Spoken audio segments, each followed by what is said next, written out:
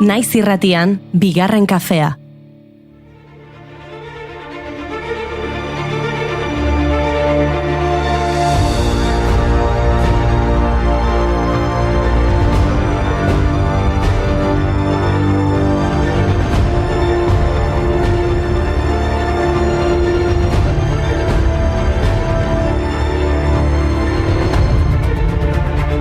Egunon guztioi eta ongi etorri bigarren kafera. Animo astelenarekin bereziki atzo Nafarroa oinez festan egon zinaten. Hoi, Atarrabiak ikastola Nafarren festaren 44. edizio hartu zuen atzo bai, Euskararen festa kolektibo handi bat bihurtuta. Gozategi, Sorotan Bele, Nafarroa 1512, Korrontzi, Trekidantz, horrela bai festa, buruz, bihotzez eta oinez. Hori izan baita aurtengo leloa, hori bai, gaur giroa, ez da inurdina. Bukatu dira eguzki izpiak, betaurrekoak eta galtzamotzak. Euri pixka bat da anemenka, zaparra mardulagoak isurialde Atlantikoan, euri ari du, baina ederra da. Erortzen dira, gu gauden geltokitik zenbatren galdote dituen. Ez dakit itxaroteak ez ditu inoiz, eman beldurrik. Norekin, egunak bidearen alboan ez gelitzeko, ez dakit. Hala ere eguraldia ez da txantxetako kontua, gaurko egunez 1982an Tusko uraldia, tokiko katalanez La Pantana, gertatu zen, Jukarreko arroan eragina izan zuen uholdea izan zen. Tanta hotz batek Tusko presa hautsi eta euri jasak eragin zituen Valentziako gainerako erkidegoetan eta Murtziako eskualdean. Urriaren 19 hasi ziren lehen euri handiak Mediterraneoko kostaldean zehar, penintsularen gaineko aska barometrikoak ia ito zirelako, mendebaldeko haize fluxua etentzelako eta Argeletik iparraldera behe presioko gune bat sortu zelako. Urriaren 19 geirako gauean mesoeskalako konbekzio sistema ikaragarria sortu zen eta sortaldearen gainean ia geldirik geratu zen eta hurrengo egunean zehar benetako erauntzia eragin zuen. Presa urriaren 20ko 7 eta 4 kaldera erori zen eta 16.000 metro kubiko segunduko puntako ur goraldia ere egin zuen. Espainian erregistratutako handienetako bat. 30 lagunetik gora hil ziren. Poesia gordinak zaratotzanak, dardarak doinuak ean irbana, bakardadeak eta babesareak, horrek ematen didana ezteak, leku ezberdinetara. Eta euriak eragindako ezbeharrekin jarraitzeko gaurko egunez 1988an zikloi batek 400 pertsona hil eta 20.000 kaltetu zituen Bangladesen. Zikloiek etengabe kolpatzen dute Bangladesh 1970ean izan zuten erregistratuta dagoen tifoidik larriena, 1,5 milioi pertsona hil zituen. Eta 1985ko azaroaren 7tik 10 tifoi batek herrialdearen iparraldea eta hegoaldea zeharkatu zituen, baita Indiako Orissa estatuko kostaldea ere. 761 hildako, 500 desagertu eta 40.000 zauritu eragin zituen.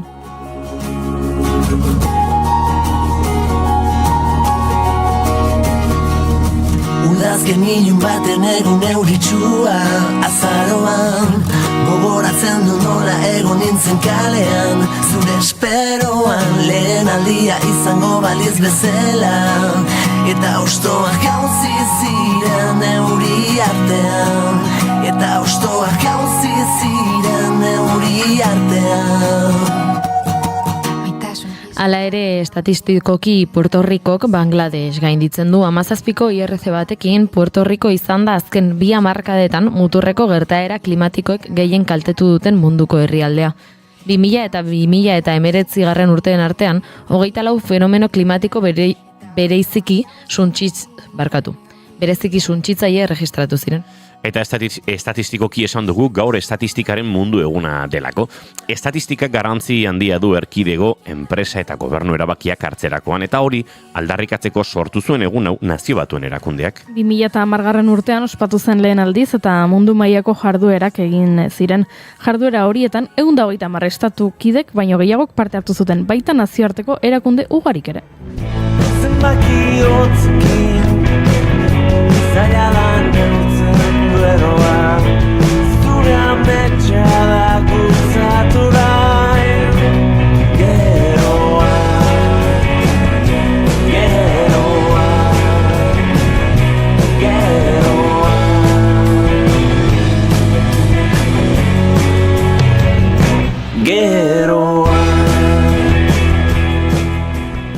Beraz, estatistika bitxi batzuk aurkeztu nahi dizkizuegu. Gaur adibidez, helduen 24% lo egiten du pelutxe edo antzeko objektu sentimental batekin. Panpinena ez da aurkontua. Gidari mozkorrek bataz beste 80 aldiz baino gehiagotan gidatzen dute alkoholaren eraginpean atxilotuak izan aurretik. Beraz, kotxetik ari bazara guentzuten, espero dugu alkoholtantarik ez edukitzea odolean. Eta beste datu bat, Amerikako psikologia elkartearen ikerketa baten arabera, atxilotutako pertsona errugabeen 43%k bere burua erruduntzat jotzen du.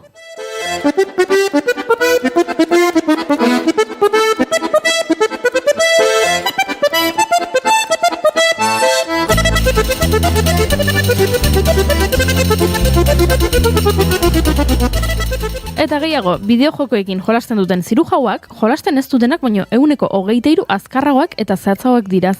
Beraz, Xbox edo PlayStationak jarri beharko dituzte ospitaleetan. Eta entzun hau, ordu bete zaizkorarekin egurra mozteak testosterona maila 48 handitzen du. Nei ez da sinisten. Hori gizontasunaren gorazarrea egiteko asmatutako datu bat da, Izan daiteke interneten agertzen diren estatistiken 77% gezurra dira eta.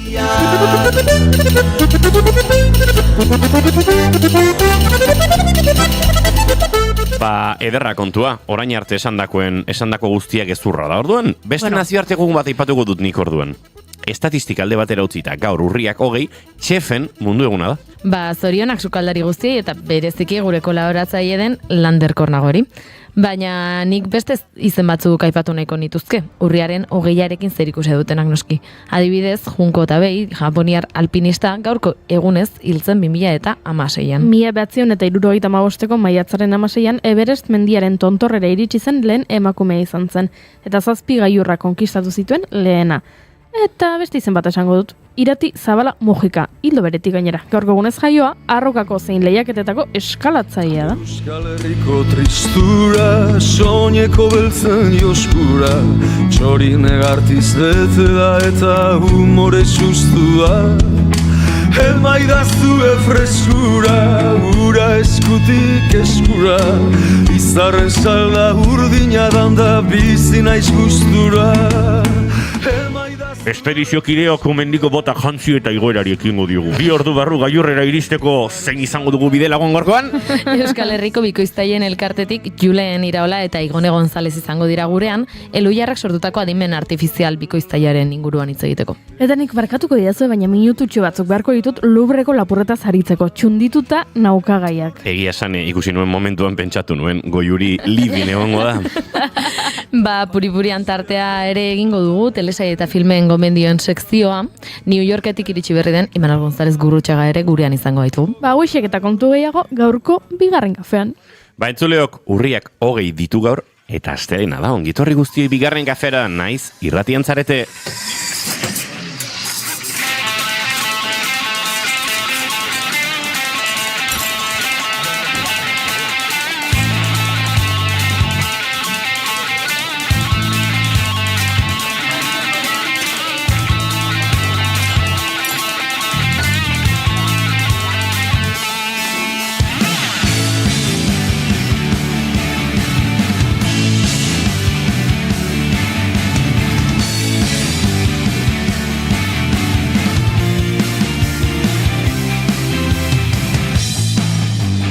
Zuekin entzuleok June Romatet Ibarguren, egunon? Egunon. Ondo? Bai.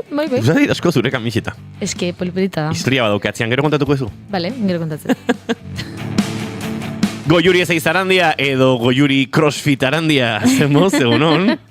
Ez dut crossfitik egiten. Baina crossfit look ekarri duzu. Agian. Look crossfiteroa. Apika, berra. Egunon! Egunon.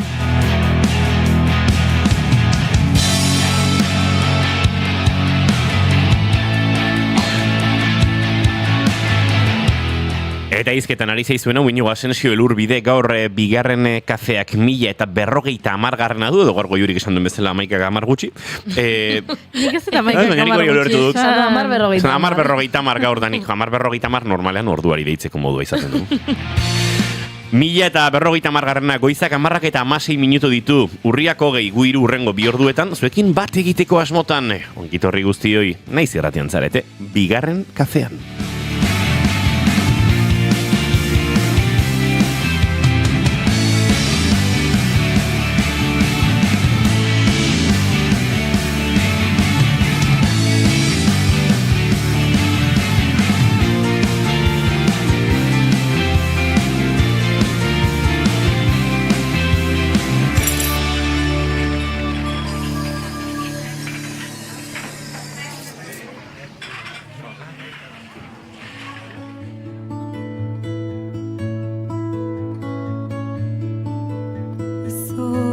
lurrarotz kanpoan dena da hotz.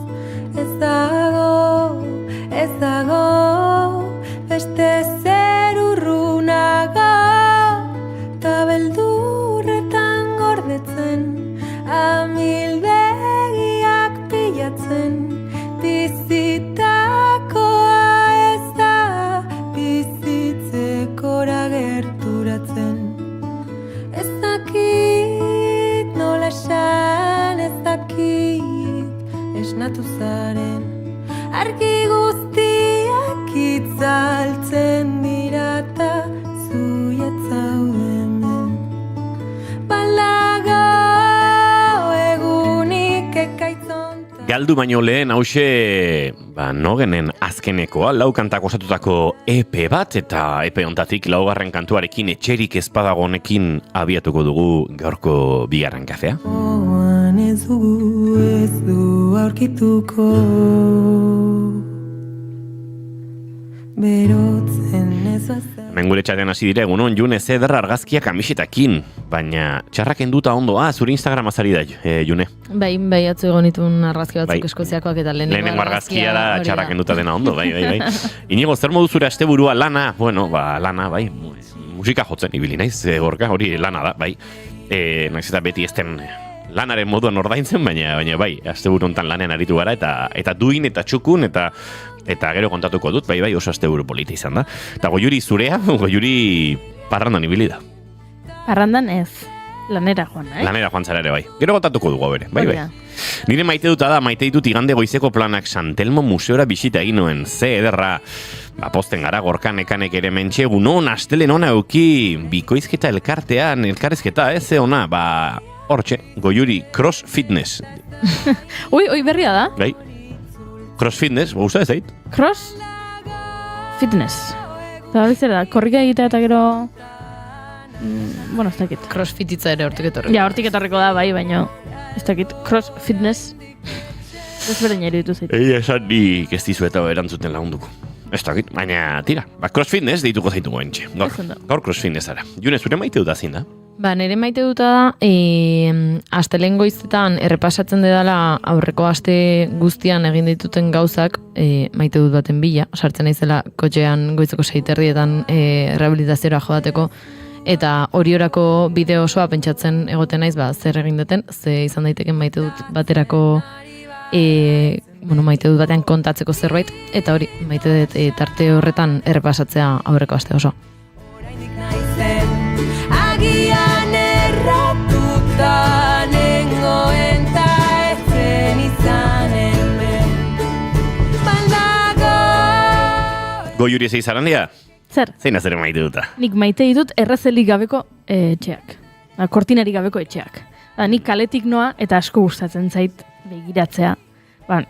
Bereziki agian gaua denean eta argiak piztuta dodenean, ordan oso ondo ikusten da gongela horretan ea liburutegirik baduten edo ze lanpara mota daukaten beste gela honetan edo sukaldean olakoa den, eta ni naiz nola esango nuke kotilla bat, bai, horrelaxe esan zut.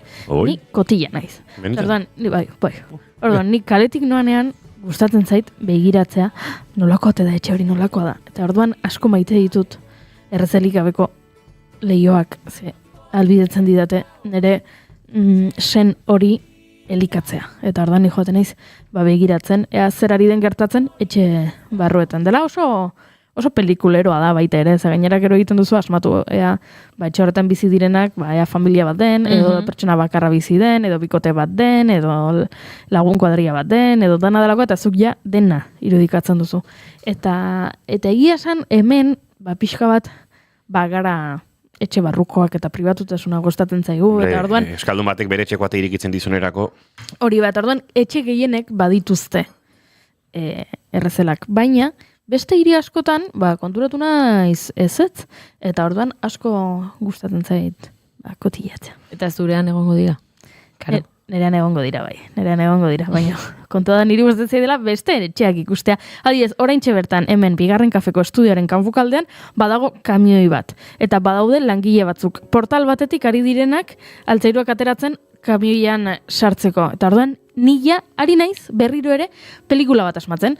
Etxea saldu dute eta orain saldu dutenez ari dira reforma bat egin nahian eta badoaz muebleak hemen atero kamioi honetan beste nun baitera, langileak hemen etorri dira, aterako dute dena, nor etorriko da bizitzera. Hau aitzakia bada eskatzeko bere mudantzarekin. Bai, ez da. Bueno, Adi eskatu nuen aspaldi. Bai, baina gogora azken modura ulertzen du nik. Pelonak dituten moduan pixu asko ezin dut mugitu, eta... Aginduak ematen? Bale, hortarako bai. Ez? Batez ere Inigo Julen eta Imanoli agintzeko. Osan da batzuk esan, hau, hemen, gaizkeri zarete. Heldu, hemendik, ez, beste hemendik, ez. Galdera. Barkatu, baina, eta bira. Ego gailua badaukazu. Ez. Osea, eginkizun- estena, pivot. Hare, zuzendaritza eginkizun horretarako, Janire Arantzabe genuen hitzartuta. Bai, Janirek aurrekoan ispilua Mugitu zuen. Mugitu zuen, beraz, oraingoan ere eginkizun hori jarriko digu.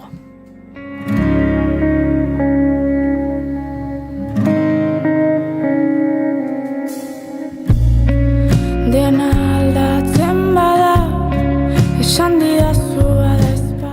Hanik maite dute asteburu musikal intenso bat izana asteburu iraganeko hau. Lemoan aritu ginen postal kolekzionistok jotzen, bertan Nora Azurzaindabeko bajista fitxatu berri dugu, gure Juanjo Toledon bizi delako eta askotan gehiegi egiten zitzaiolako gurera etortzea. Arekin batera bateria jotzen Ane Oliver izan genuen, Julen Goikoetxe Orbegozo Ordizirrok jaialdiaren antolakuntzan ere bazelako, 12 urte ditu Ane Oliverik eta pixkat flipatu egin zuen publikoak hori azaldu genuenean. Paradoja kontzertua 16 urtez gorako entzat zegoen iragarrita Lemoako udalaren informazio txostenetan, eta guk 12 urteko bateria jole bat genuen, oso polita izan zen, eta oso polita izan zen, larun batean Ordizirroken, etxean esango dugu, ez, Ordizirrok ezkarenok ere nahiko ordiziartik badugu, edo nik bintzat ordizian lagun, eta senide sentitzen ditudanak baditut, Janire eta Julen asko ibiltzen dira bertan, jo dugu Ordizirrokeko antolakuntzari esker beste momentu batzutan, eta jaialdi potolo honetan esan ezinen diskoa orkestea oso polita izan zen, eta nik ja diskoko abesti kutxunen ere badaukat, Lotxatira izeneko kantu hau, baina bere maite duta da, eta kontzertuko momentu berezienetako izan zen edo bereziena, gira honetan erabaki dudala abesti batzutan bajo elektrikoa eramatea, normalean esan ezinen bajoak teklatuarekin egiten ditut, Fender Jazz Bass sonido batekin, baina badaukat Fender Jazz Bass bat benetazkoa, bajo elektriko formakoa, eta abesti batzutan pixkate altxa mugitu eta beste modu batera sonatu arazi edo jo arazi daitekelako. Horan konturatu nintzen, bajoarekin libre nintzala aurrera tatzera joateko, eta bapatean egin nuen musikaren klasiko bat, bajo jolea bateria jolearen gana doala. Eta antxe topatu nuen Julen Goikoetxea parez pare, eta esan nuen, hostias, orain dela 25 urte tiponek eta biok elkar topatu genuen akordio orkesta batean jotzen, berak perkusioetanik akordioa, jo dugu beste hainbat proiektuetan, baina inoiz ez zeigun egokitu nik bajoa jotzea eta Julenek bateria jotzea, eta badakizue, badagoela hor harreman berezi bat, bajo baterien artean, bomboak eta bajoak bat egin behar dutelako, eta bar, eta antxe parez pare jarri nintzen esan, hostia, hau momentua. Eta horra behiratu ginen da, dum, eta jarraitu zen boloak, eta oso momentu berezi izan zen, aspaldiko lagun batekin, horrelako lehenaldi bat bizitzea. Ze, etzegon nire aurrikuspenetan, nik enuen visualizatu momentu hori, claro, eta momentu hori izango du Julenen gana joan eta bajoa jotzeko bere parean. Nintzen konturatuta, eta gertatu zen momentuan izan zen como, wow! Gero beste abestiatean ja berriro joan nintzen, ordurako ja aurrikusita zegoen, baina hori ere maite duta, oso momentu berezi izan zela, eta barkabean oraindik musikan urte batzuk badaramatzagun honetan lehen aldiak ere badaudela. Beldur naun. Goizeko 11:26 minutu ditugu, ez dakite maite dut gehiagorik utzi diguten hemen gure txatean, uste dut ez, ja denak esan da dauzkagula, beraz aurrera egingo dugu, eta nik aurrera egin baino lehen bai daukat maite dut ez bat, nola baite esateko, bagenekiela ez, manipulazio hutsa zela, Trumpek eta netan Yahoo saldu diguten, aste hauetan saldu diguten bake prozesu eta sueten hau, baina ez dut maite zenolako pleitesia eskaini diegun orokorrean bideok. uste dut, hain justu etxe honek gaitasun kritiko hori mantendu duela, baina orokorrean edabideen aldetik zenolako bai pleitesia eta sinesgarritasuna eman zaion erabat sineskaitza zen zerbaiti eta inoiz bete zen zerbaiti eta azken 2 urte hauetan gertatu den honen arira askotan azaldu behar izan dugu, ez? Israelek Palestinarengan sortu den violentzia sistemikoa eta exterminio eta genozidio saiakera hori ez dela azken 2 urtetan gertatu. Historikoa dela, markadak daramatzatela horretan eta horregatik sineskaitza zela.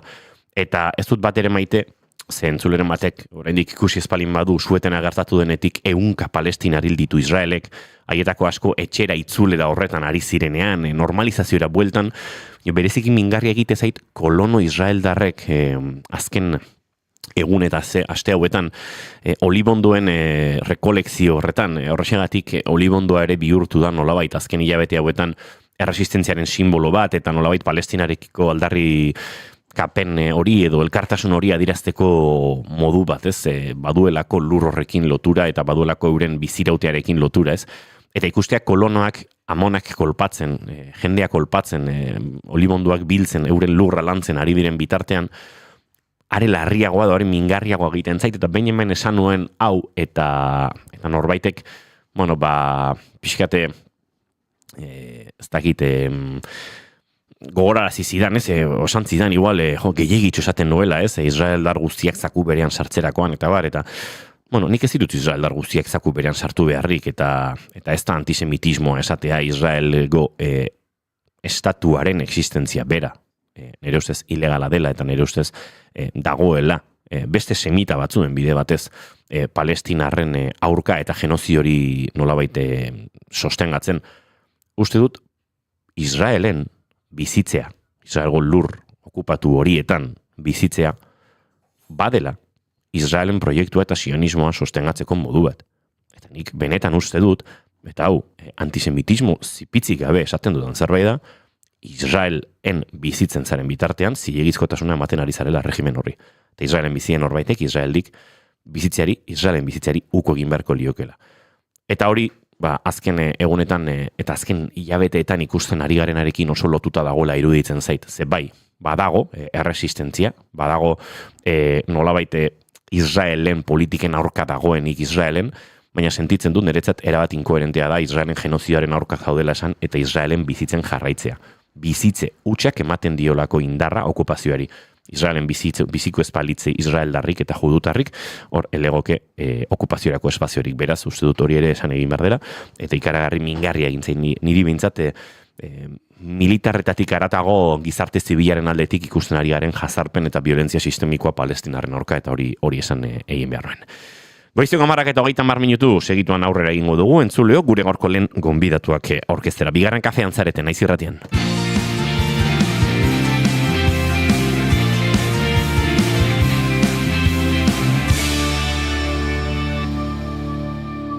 Bigarrenak ez direlako beti okerragoak. Bigarren kafea. Naiz irratia, zuk nahi duzunean entzuteko aukera duzu egun osoan zehar. Bai irratia piztuta eta baita online ere. Goizean goiz hasi eta gauera arte, informazioa, musika, kultura eta beste 11 gai jorratzen ditugu zurekin. Egunon Euskal Herria. Goizeko 8 eman berriak, egunon daizula. Egunon guztia. Arratsaldean. Arratsaldeko 8 dira, ongi etorri naiz irratira.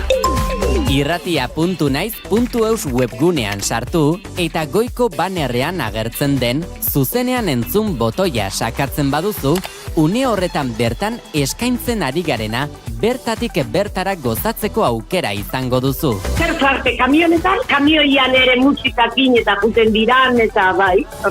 Ez dakit, korri pixkat ere egin beharko dugu, ze gainera Goiuri azken aldien entrenatzen ibili da, eta uste dut. Demora guztin ez du balio, kamionetan sartu da. Ilusio guztizenak animatzen diteu korrika egitea. Ondo izan. Joaten zaren lekura joan da, eraman ezazu naiz irratia zurekin. Entzuleo goizeko 10:30 minutu aitortu behar dizugu kuina honek denbora bat duela, baina ikaragarri maite dugula, batez ere gure amonak orazten direnean Goiuri xaxatzen, Goiuri korrik altzoaz eta... Gaiztuak zeate, oso gaiztuak zeate. Etzia zukatu Goiuri oso kuña polita dela. Bai, polita da, nik ere kariñoa diot, kariñoa diot. Entzuleok bagoaz aurrera 10:32 minutu ditugune honetan.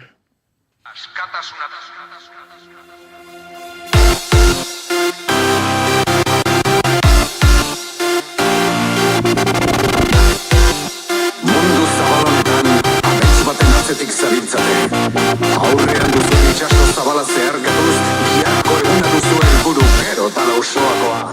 Aurra ginenean EITB bat pizten genuen, gaur egun EITB 3, eta marrazki bizidunak ikusten jartzen ginen. Momentu hartan guretzat erabat normala zen telebistan ikusten genituen pertsonaiak euskaraz egitea.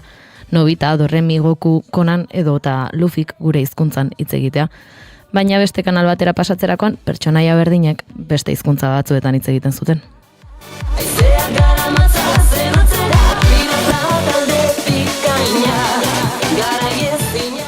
Aipatutako pertsonaia guztien atzean hainbat pertsona aritzen ziren, telesaile edota filmak bikoizten, gu euskaraz bizi ahal izateko. Gaur egun ere hala aritzen dira, atzerritik iristen diren 100 pertsonairi haien ahotsa uzten, guk gure hizkuntzan kontsumitzeko aukera izan dezagun.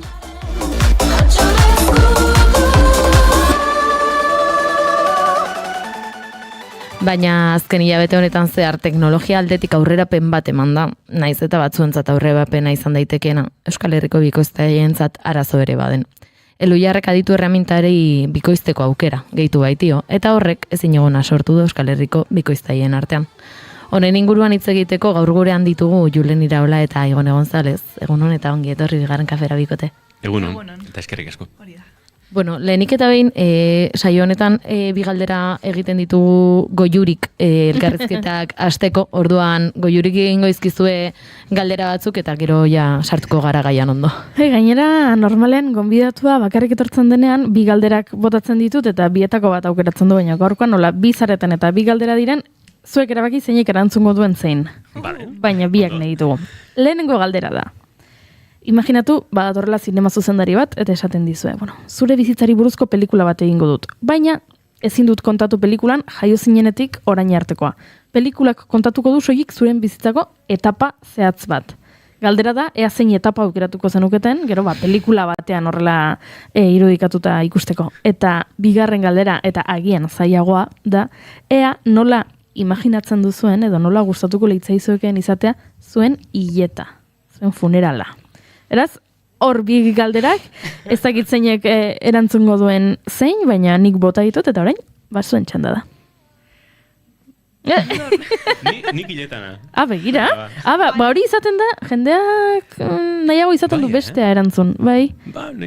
Ez dauket bat erreparoiko, ez? Nik justu hori nahi nun. Baina bueno. Baina biek berbera erantzuteko aukera emango diegu. Tira, bai. Jakain animatu azabeten, ez dizue guzkeño kafe ba nahi duzue? Bueno, vale. Oso ondo. Eskerrik asko. Oida, eskerrik. Vale, eta bitartan, biek hiletarena erantzun nahi balin baduzue, bota hori. Bai. Nolakoa nahi deten nire hileta izatea? Bai. Guau. Bueno, eske ez tipikoa esan nahi, tipikoena esan nahi, baina esango nuke nire familia eta nire inguruko jendiaz inguratuta. Eta, bueno, jake bikoiztaileagean, igual utziko nituzke audio batzuk grabatuta edo horrelako zerbait. Eta ezakit, pixkat jendia laitzeko edo. Baino bestela hileta normal bat. Igual erantzuna os pixkat aspergarria izan da. Ez.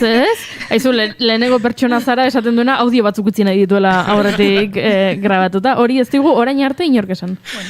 Nik nire dieta beti pentsatuet festa giron tospatzea. Esan, ez dakit, pote batzuk hartu jendiak, musika pixkatekin, ez dakit, despedida alai bat, ez betiko hileta triste horietako bat, esan, bizitza aprobetxatu baten emaitza izango da hileta, beti pentsatuet. Aizu, horrela bai, gustatzen zaizkigu. Izuen hileta proposamenak egia da behin ikusi nuela TikToken, ez izuet gezurrek esango, gizon ingles batek grabatuta utzi zuela, eta bere hiletan, eta hortxe hilkutxan zegoela, eta berak grabatuta utzi zuen, nola, kan egiten zuen hilkutxan, eta hemen nago, kabroiak, hemen nago, eta jendeak barrez lertu zen, pentsatzen dut denek ezagutzen zutela ondo hildako gizona eta bere humorea horixe izango zelako eta klasikoa, baina tira, zoragarria. Gustatu zaizkitzuen erantzunak eta orain bai Junek galdera serioagoak egin ditu. Bueno, nik bai lehenik eta bain iruditzen zaidala bikoiztaien mundua ez dela oso ezaguna izaten normalean, orduan bai pixkat lehenago mundu horretan sartu nahiko nukeela, gero gai potolora joan baino lehen, baina bai, lehenik eta behin galdetu nahiko nizueke, nola iristen den pertsona bat bikoiztaile izatera? Bueno, nik esango nuke eta gure kasua uste tantzekoa dela, gu bikoizketa ikastaro batea apuntatu ginean, nire kasun izan zen 2018an, eta, bueno, mi esker. Hortikan honintzan hor urte desente, eta aukera iritsi zitzaidan, estudio batean froga bat egiteko, ahots froga. Eta nik uste dut orokorrean bidea hori izaten dela, ez? Pues, ikastaro batera apuntatu, edo bikoizketa ikastaro batera, eta gero estudioekin harremanetan jarri eta froga hori lortu, edo zuzendarien bidez, eta bar. Eta, gero beste batzuk ere bai, azkenean bikoiztea interpretatzea da, beste batzuk bidea pixkat alderantziz egiten dute, interpretazioarekin hasten dira antzerki ikastaro batean, eta gero agian urte batzuk berandu usiago bikoizketara apuntatzen dira. Ezakit, espezializatzeko modu gisa, ez? Nik hori esango nuke. Julen, zure bidea ere suposatzen dut antzekoa izango zela, ez? Bai. Lehenengo bikoizteko momentu horiek zein izaten dira? Aipatu dut guk txikitan, ez? Marrazki bizidunak ikusten ditugula lehenik. Marrazki bizidunekin hasten zarete, orokorrean pertsonaia, edozein pertsonaiarekin hasten zarete, zein izaten da hasiera? Esan nahi zu formakuntzan edo ja lanean? Formakuntzan bertan eta gero lanean zein izaten dira lehenengoak? Formakuntzan nik uste bai, ez lehenengo marrazkikin hasten ginen, eta gero irudi errealea. Normalean marrazkiak erresagoak izaten dialako, espresiboak dialako, eta horrek laguntzen du, eta gero baita, esaldiak edo, umentzako izan da, normalen erresagoak dialako. Eta lanean antzeko gertatzen da. Egie da, lanean igual bai piztinara sartzen zaituzte erresago, eta astentzea gai potologoak lantzen, baina nik uste normalean marrazkikin astentzeala. Eta, Igonel, zein esango zenuke direla ezaugarriak edo beharko lituzkenak bikoiztaile batek honetan hasteko edo zertan landu beharko litzateke? Lehen esan bezala bikoizketa azkenean interpretatzea da. Orduan nire ustez base hori izan behar da, ez? Interpretatzen jakitea, gero zure ahotsarekin sentimendu horiek transmititzeko jendeari nire ustez hori da garrantzitsuena. Gero sinkronia eta gauza horiek pentsa dezakezula dela zaiena, azkenean, hasieran bai, baina gero ez da bat ere zaia. Orduan nire ustez interpretatzea da ezaugarri bat lantzekoa, oso garrantzitsua. Ja, begira, ze kanpotik nik ere esango nuke zaiena sinkronia dela. Sentsazio ez, inoiz probatu gabe eta mundu honetan murgildu gabe, kanpotik esango nuke zaiena hori dela, ze interesgarria. Eske, nik uste dut, bikoizketa on baten, ni naiz igual bikoiztaio nahi nago esateko, baina bikoizketa on baten emaitzak asko dependitzen dula. Indezakezu, sinkroniaz okerxeago, baina interpretazioz hobeto, eta kolatuko errexeago interpretazioa ona baldin bada, interpretazioa txarra baldin bada, baino. Zebe, jendea pendiente egongo da, hau atentzioa ditzen nahi zait, ez da ondo, ez dio personaiari pegatzen, edo hortik tiratzen du gehiago. Gaur egun euskal zine, telesail mundu honetan, bikoiztaileen papera non kokatzen da, non esango zenukete dagoela? Bueno, eske bikoizketaren papera orokorrean askotan hitzen izan du. Egon izan da atzeko plano batean, ez da presentzia bat egon. Baita ere lanaren parte izan da, ze azkenen hortxe en las sombras zaude, ez da? Orduan, oain sareak diela, medioak aldatu diela, dena bisualagoa dela, eta pasatu da baita ere bikoizketa plano presentzial batea jendea azaltzen hasi gea medioetan, ikusten zaizkigu aurpegiak, bai euskarazko bikoizketan, eta bai beste edozein hizkuntzetan. Euskarazko bikoizketaren kasuan, egoeran uste dut hori, zentzu horretan antzekoa da, eta produkzio aldetik hor egon ziren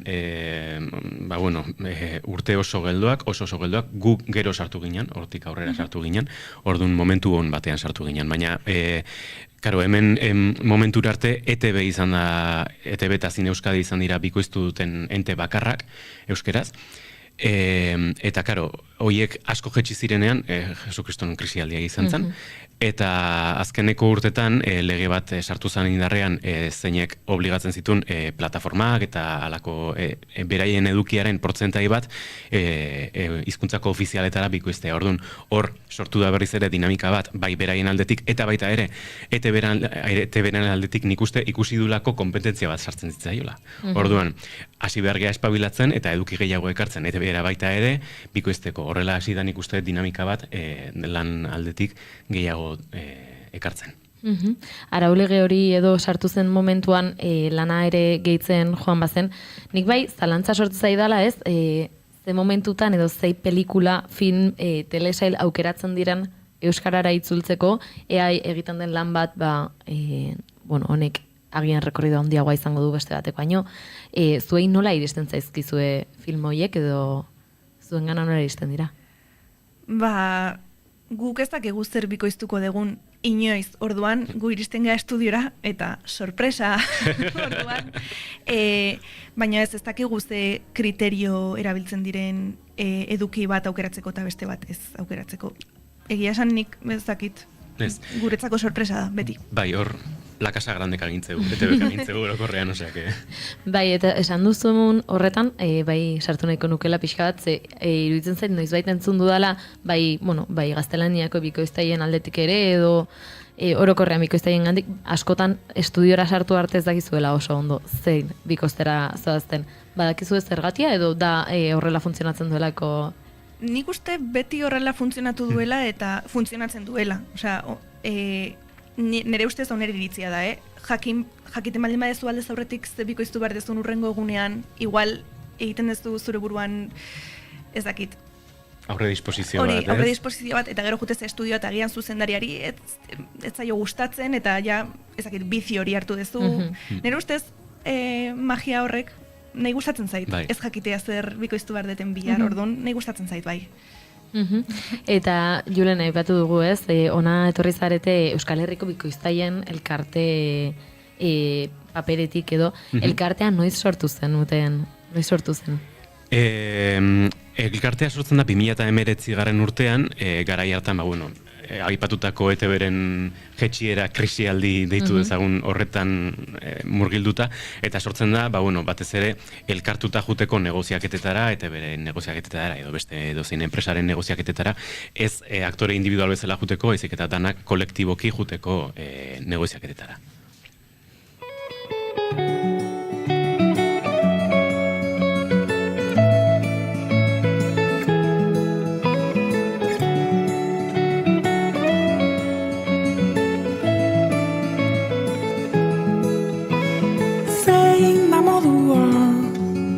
Begirada bat pizteko argazkietan ondo nagola saltzeko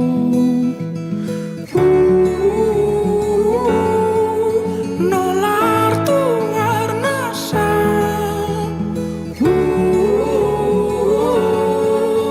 airea falta bada minera oitu denak ezin. Iramen Julenek kafiari esnea jartzen dion bitartean, esango dugu, gure txatean ere bota digutela, Julen Iraola, Ataun Irratiko lankidea, juju! Kaixo, Ataun Irrati guztiari. Gorka Santestoan horre, adi genuen, eta segituan antzeman zaitu, orkestu aurretik ja ikusi zaitu gure streamingen, Indiokerrek ere bat egin du gurekin, egunon gaztiak, oihartzu hartasare pixkate gurean ordezkatzeko, June. Beti dago, oihartzu hartasa bat hemen. Duari gabe. Julenek ez aipatu digu elkartea sortzen dela 2019an, eta, elkarte honen izango du ere ez, elkarrekin negoziatze horretara joateaz gain, kontzientzia sortzeko ere egiten dituzu ez, da? Hainbat, kontzientzia sortu edo ikusgarritasun pixka bat ere emate aldera, hainbat ekimen egiten dituzu eta asteburuan esango nuke edo aurreko astean izan zenutela beste zertxo bait ere, ezta?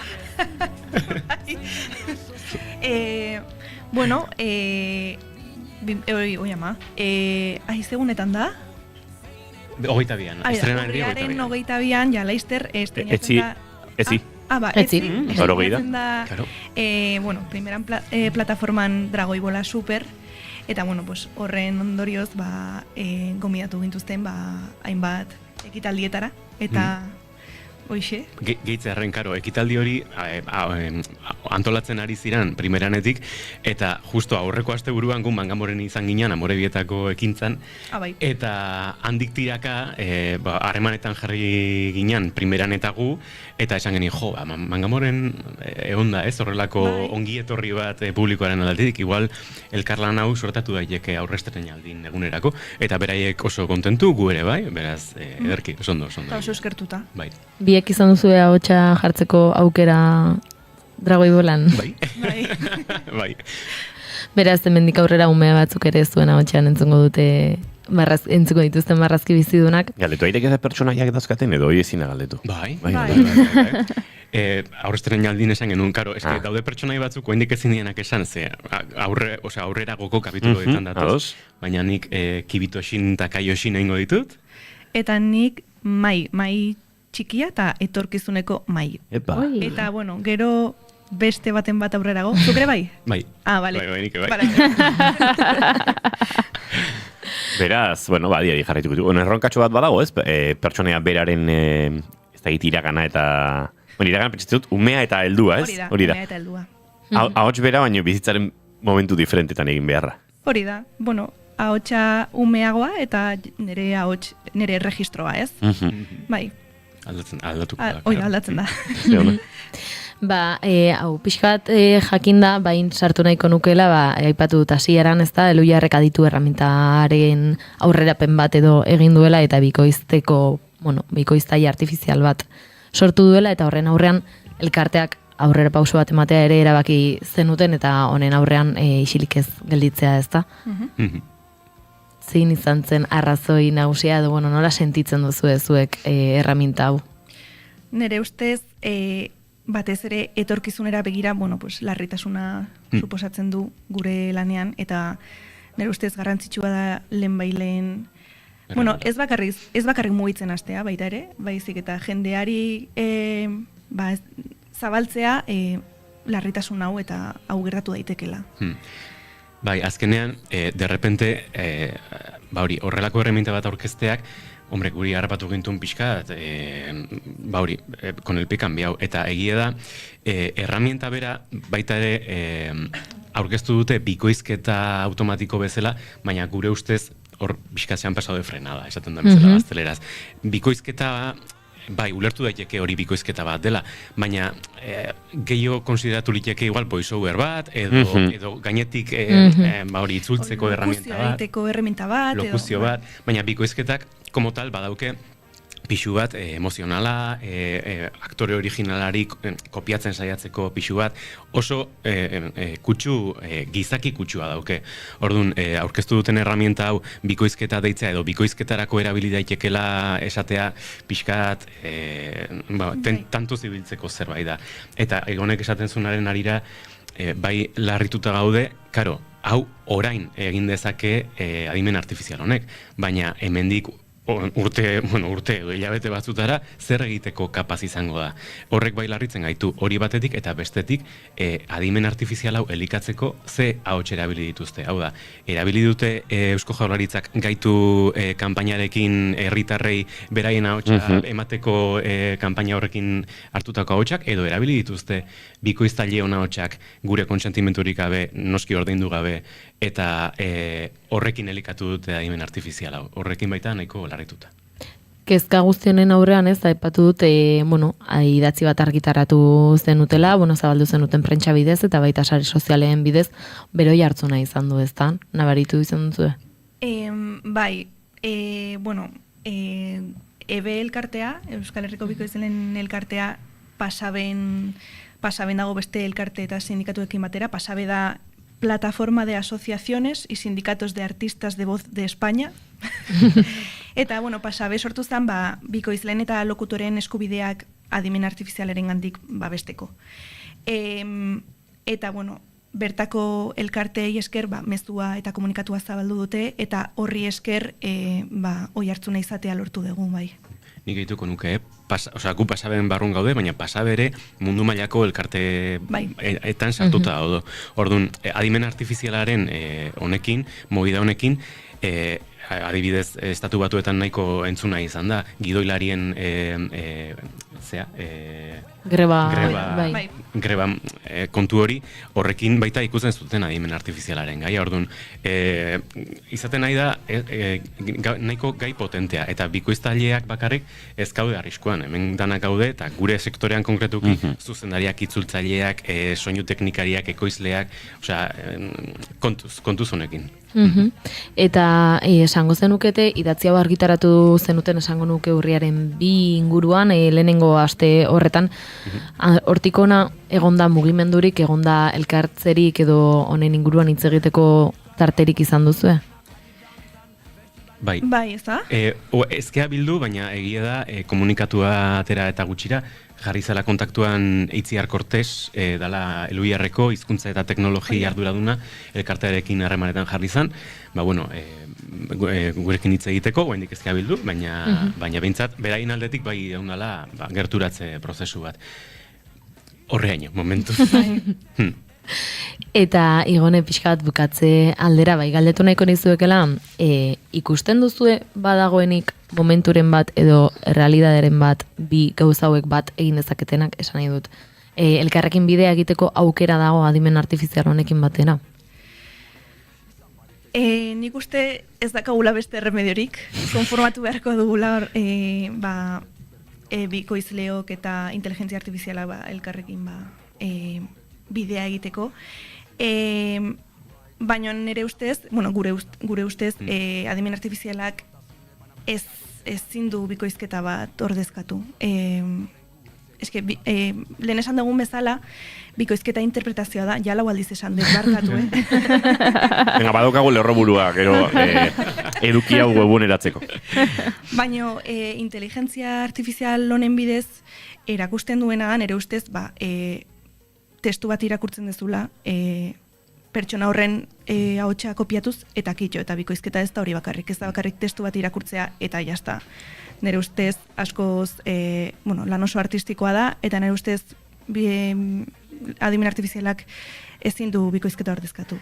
Zerbait gehiago esango zenuke? Bai, nik jendeak pixka bat ulertzeko, adimen artifizial horrek funtzionatzeko era da pertsonen ahotsarekin, ahots robotiko bat sortu, eta grabaketa original horretan dauden intentzionalidadeak kopiatzen saiatu. Baina, klaro, kopiak.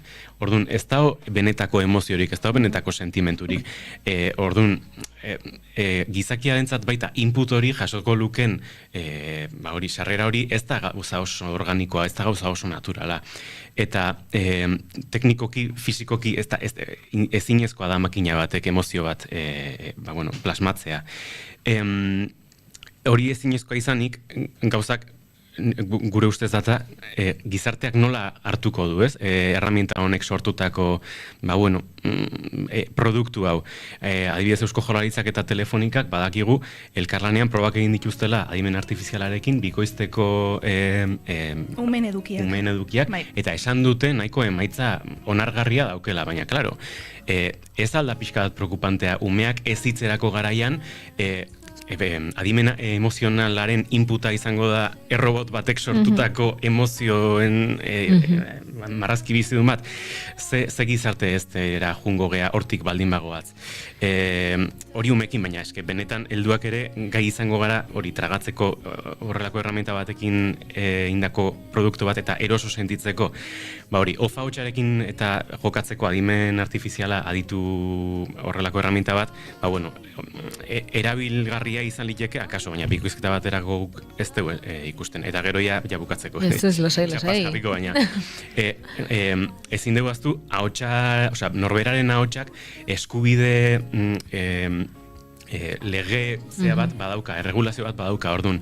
Jabetza bat. Jabetza pribatu badauka, norberaren hotxak, eta aurkitu ditugu kasuak nun bikoizleari, ez hemen, baina bikoizleari, bueno, bai, hemen, ere bai, bikoizleari permisoa eskatu gabe, bere hautsa erabili duten produktu bat sortzeko, adibidez Lara Croft joko baterako, edo gure lankide bat, Doraemoni hautsa jartzen dio lankidea, bere hautsa derrepentea saldu zen, musika sortzeko plataforma batean, bere konsentimendurik gabe, orduan.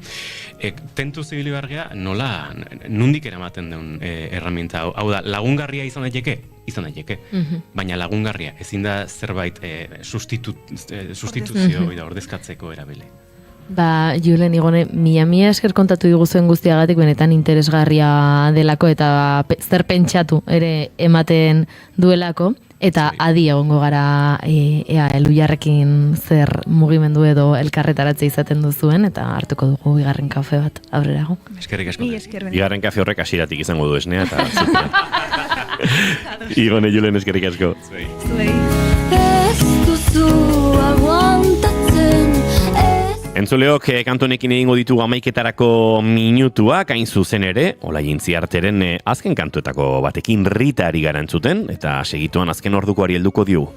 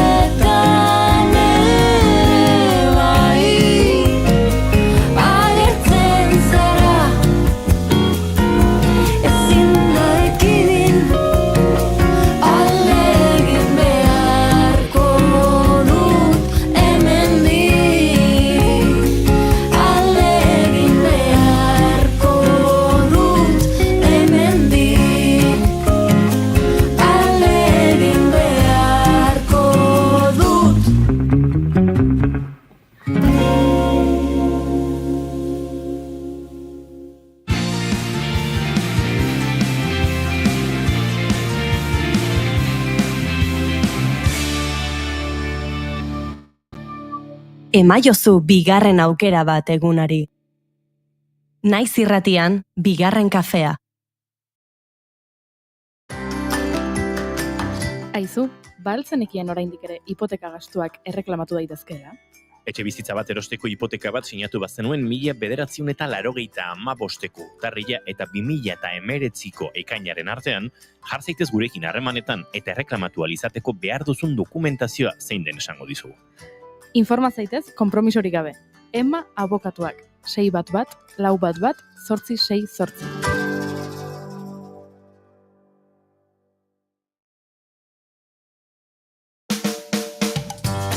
Gaur egun, sare sozialen bitartez, gure eskura dugu bila gabiltzan hori. Naiz irratian ere, aukera hori eskaintzen dizugu. Jarrai gaitzazu Facebook, Twitter eta podcast plataformetan. Musika, kultura, kirolak, informazioa eta askoz ere gehiago topa dezakezu gureetan. Jarraitu gure Twitterreko kontua eta sakatu Facebookeko orrialdean agertzen zaizun atsegin dut botoia. Naiz irratia, sare sozialetan. Kirolak poza ekarri ohi du maiz. Baina gaztitik ere badu. Kirolarian denak hartzen ditugu egunero. Astelenetik ostiralera, arratsaldeko 3:00 aurrera, Jon Garateren eskutik, Kirolaria. Naiz irratia.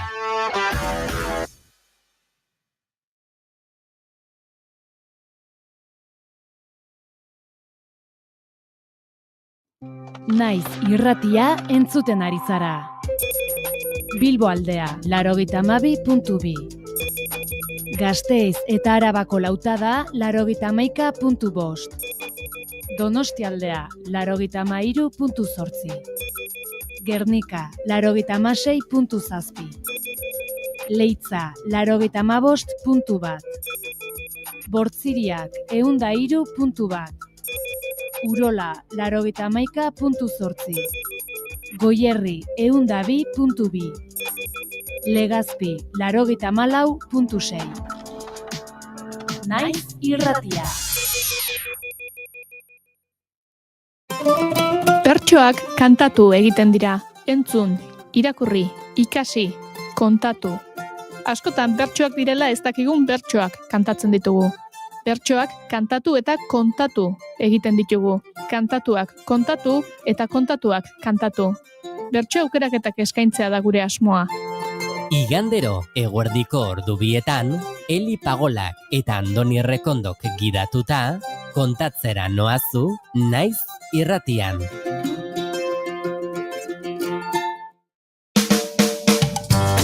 Gaur egun, sare sozialen bitartez, gure eskura dugu bila gabiltzan hori. Naiz irratian ere, aukera hori eskaintzen dizugu. Jarrai gaitzazu Facebook, Twitter eta podcast plataformetan. Musika, kultura, kirolak, informazioa eta askoz ere gehiago topa dezakezu gureetan. Jarraitu gure Twitterreko kontua eta sakatu Facebookeko orrialdean agertzen zaizun atsegindut botoia. Naiz irratia, sare sozialetan. Maite ditugu asteburuak. Egunak berandu hasi eta beranduago amaitzen direlako besteak beste. Larunbat eta igandeetan goizeko 9:00 aurrera asteburuko aria. Naiz irratia.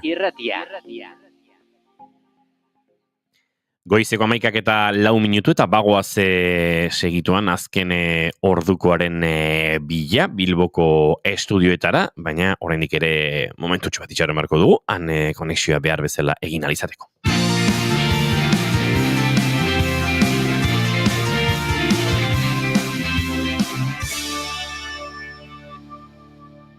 Keep calm and bigarren kafea. Esan dagoa, bagoaz Bilboko estudioetara azken ordukoaren bila, Itxaso Leon lankidea antxe dugu. Itxaso, egunon?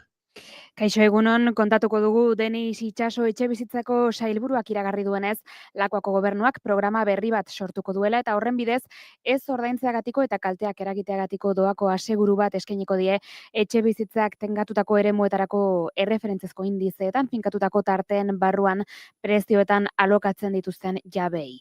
Hala jakinarazi du Itxasok bere sailak alokairu seguruko programa publiko bat ezartzeko asmoa duela jabei pizgarriak emateko eta inolako eragozpenik edo ziurgabetasunik ez izateko etxebizitzaren etorkizunari buruz. Azaldu duenez, neurri berriaren ondorioz, errentak moteltzen dituzten eta tentsioan dauden eremuetan erreferentzezko prezioen indizearen tartearen barruan kokatzen dituzten jabei, Eusko Jaurlaritzak ez ordaintzen eta kalteen doako asegurua eskainiko die.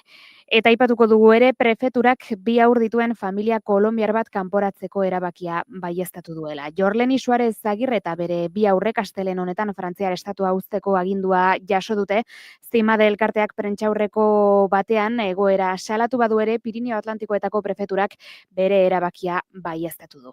Injustua, absurdoa eta dramatikoa, hala definitu du Zimadek Jorleni Suarez Agirre eta haren familiaren egoera. Izan ere, emakume kolonbiarrak Baionan 3 urte bizitzen eman ondoren kontrol batean gelditu dute eta hilaren 20 honetan Frantziar estatua uzteko agindua jaso du. Are, kasua salatzeko Zimadek eginiko agerraldiaren ondoren, Pirinio Atlantikoen prefeturak bere erabakia baieztatu du. Bakarrik iritsi zen Suarez Euskal Herrira, gerora bere bi seme-alabak eta bere bikotea zena etorria ala izateko diru bila, jatorrizko herrialdean arriskuan ziren eta hala egin zuten. Pirinio Atlantikoetako prefeturak Suarez Frantzian era irregularrean eta Espainiar nortasuna agiri faltsuak erabiliz egon dela esanez justifikatu dio kanporaketa agindua. Kontrara, Zimadek agiri faltsuak zituela gezurtatu zuen bere agerraldian, legearen arabera epaiturikoan ez duela atzera botako argi utzi du prefeturak. Eta goazen trafikoari ere begiratu azkar bat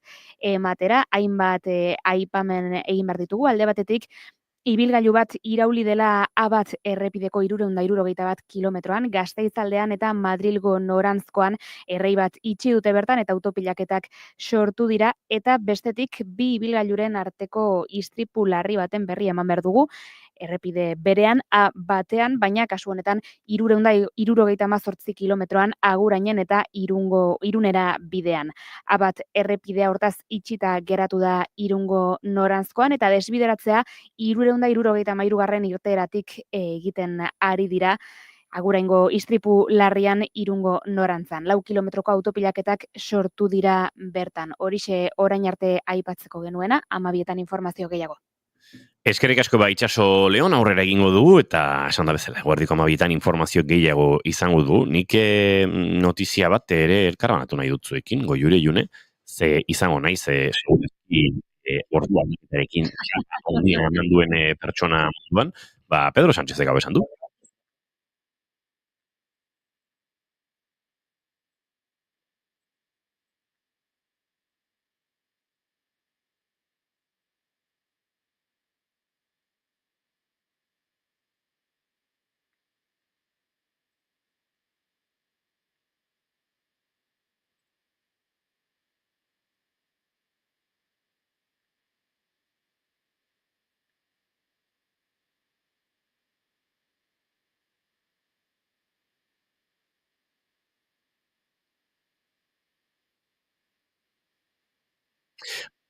Bueno, Pedro Sánchez Europar Parlamentuan defendatu behar du ordu aldaketa ez izatea, eta azalpenak ematen ditu, zientziak erakutsi duela biorritmoetan sortzen duen aldaketa eta astoramendua urtean bi bider ez dela baterio onuragarria, eta aldiz energetikoki sortzen duen aurrezte hori ere, eski beste garai batean justifikatuago gontzitekela gaur egun ez duela merezi hori egiteak. Eta honek irakurketa desberdinak dakartza.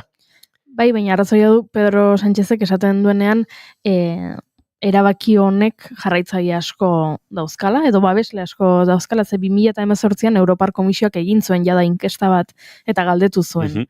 Ea jendak zer nahiago zen eta 4,6 milioi pertsonek parte hartu zuten inkesta horretan, beraz, ez? Jende asko da hori.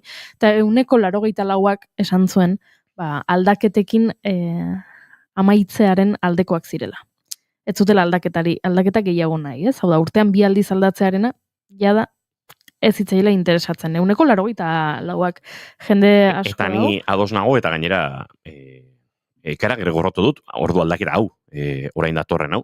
Ze, gainera, noiz da, asteburu hontan da? Asteburu hontan da. Ara, pixka berandu da biltza eskar honekin. Ez, noski, hau ez da, hau da, 2026tik aurrera martxan jarriko litzaken zen. Nik nahiagoko nuke, baina arazo bat ikusten diot, eta da, Euskal Herria bi ordu erabileretan banatuko lukela. Eta gauza bat ez du esan, ze ordutegi, Esan du, ordutegi aldatzea, 2 aldiz aldatzearen aurka, baina ez du esan neguko ordutegiarekin edo udako ordutegiarekin geratuko garen. Hombre, garbi dago, esan balin badu, onura energetiko horik ez duela sortzen dagoeneko, ez? Ez du, esan, 2018ko kontsulta horretan, inkesta horretan, etzen, hori aipatu ez da ere, etzen erabaki, ze ordu erabilera aukeratzen duen jendeak, baina hortxe dago zalantza orain. Zukargi ikusten duzu. Akatzen. Nik ez dut ainargi ikusten. Akatzen naizea.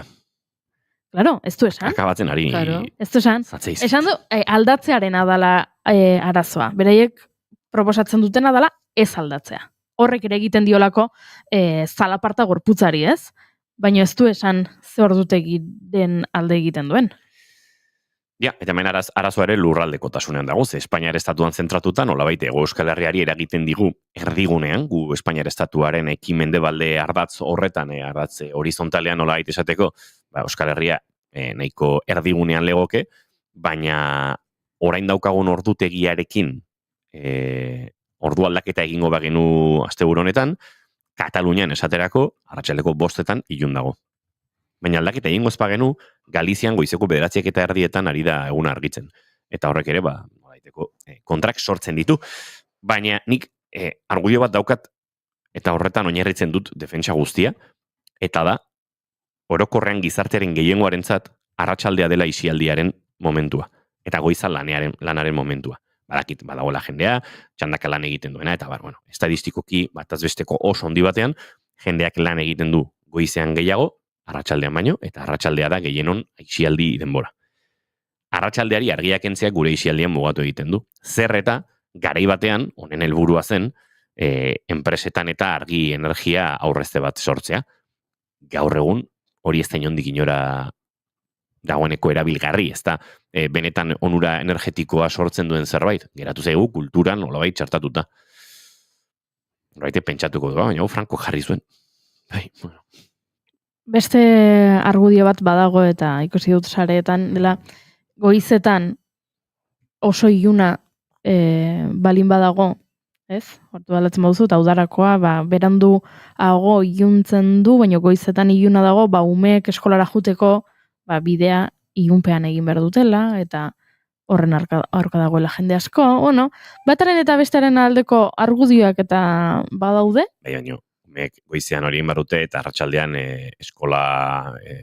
extraeskolarretatik ateratzen direna etxerako bidea gau ez egin behar dute. Bai, esan dut? Ni askotan egokitu zait hori. Solfeotik, akordeotik, pianotik, edo ingelesetik, edo euskal hondik atera eta gaua zela arratsaleko 6etan, ez? Hori bai, epatu behar dut gauza bat baita saretan ikusen egin zela, ez dira aldatzen argi orduak, ordutegi aldatzen da, baina argi orduak ez dira. Ez kontua da, arratsaldeari irabazten diozula argi ordua. Isialdiari. Hori, baina jendeak uste duela. Jendeak uste du jaiten dezula, orduak entzen dio hori, eta jazta, eta eguzkia. Benetan jendeak hori pentsatzen du? Hori bai. Jendeak zeustu du, Pedro Sánchezek Europar Batasunari eskatu diola eguzkiak ordu bete gehiago ematea. Hori da, claro. Bai. Rotazioa pixkat poliki goitea, eta bai, aldatu, hoi da, rotazioa aldatuko dela. Entzulio goizon 11:14 minutu. Orduan zer gertatu da? Ez da zer gertatu haindikan. Aber, zer esate duten. Damakite honekin bueltaka, urtero historien bat, eta bestea, egia da lehenengoz nik ikusi duela eskakizun instituzional serio bat, Pedro Sánchezen agerraldi honetan. Nik goza eta ipatu nahi dut baita pixka bat grazia egin didana. Alderdi popularrak esan du. Honen aurka ez, badakizu. Hombre! Nola, hori de baldeo. Pedroren alde. Bere, Alderdi Popularreko iturriek esan diote Espainiar telebista kateari, pesoek nahi duena da ordu gehiago eduki, lapurreta gehiago edukitzeko, egiteko. 24 ordu baditu egunak, 24 orduz lapurretan ariko dira, eta 25 ordu balin baditu egunak, 25 orduz lapurretan egongo dira. Eta orduan, honek ez daukala zentzurik, eta hau tontakeria hutsa dela. Baina gero joan da kuka gamarra, Alderdi Popularreko kuka gamarra. La kuka. Telebistara, goizean, las mañanas de la 1 eta kontatu du, beraien programan ere bazutela hau. Orduan, pixka bat dago Alderdi Popularra hauetan. Beti bezala. Beraz, kontra daude, Pedro Sánchezen erabakiaren aurka daude. Baina ordua mantentzaren alde. Baina beraien programan erabak neurri hau bazuten. Oso pipi. Bai. Oso popular party. Entzulio, goizen 11:15 minutu, zera, lapurreta baten inguruan hitz egin behar dizu, eta ze lapurretaren inguruan goiuri libin daukagu.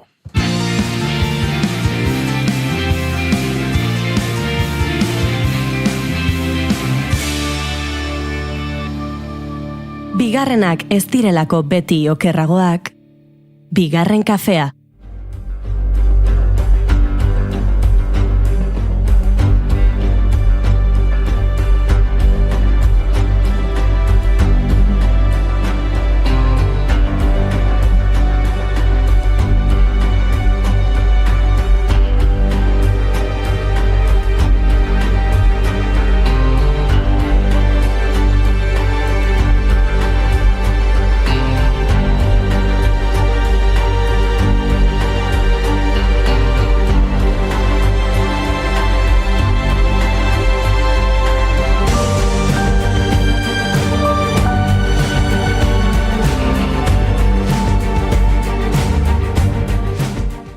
Asan Diopek diamantezko lepoko garesti bat lapurtzeko asmoa du.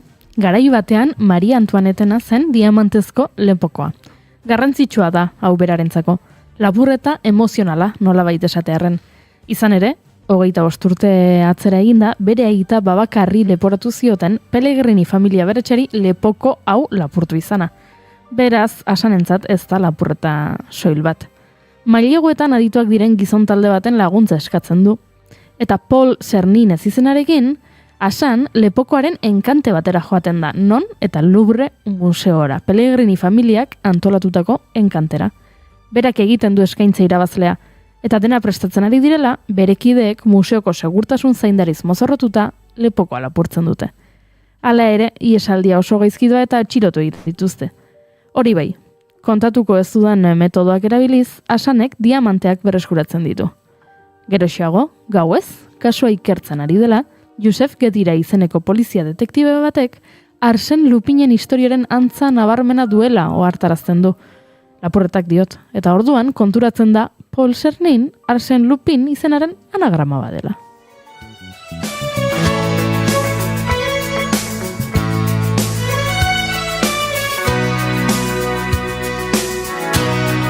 Jamais je n'aurais pensé tant besoin de lui. Je me sens si envoûtée que ma maman me dit. Debbie Ocean, Danny Oceanen aizpagaztea, Lou Miller bikotekide ohiarekin elkartuko da lapurreta berri bat planifikatzeko. Helburua Toussainta da. $140 milioi diamantezko lepoko bat, Cartierrena. Debik Metropolitan Museum of Arten egingo den Met Galan lapurtu nahi du lepokoa.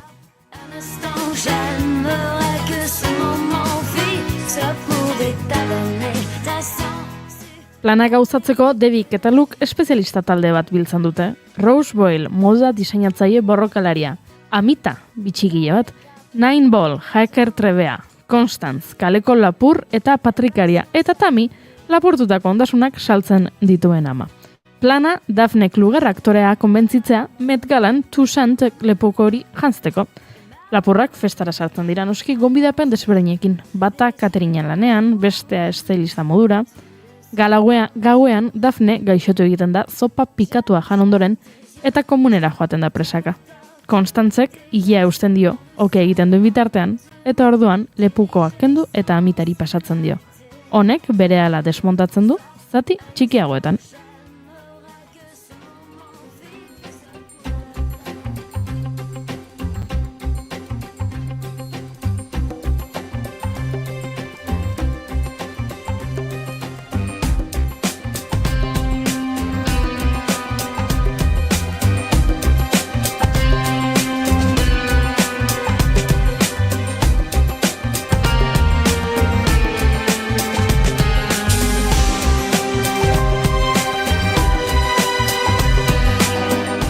Aipatu ditudan bi kasu hauek fikziozkoak dira, bata Lupin telesaia eta bestea Ocean's 8 pelikulakoa, baina zer gertatu zen atzo? Beste lapurreta bat eta diamantezko lepoko bat.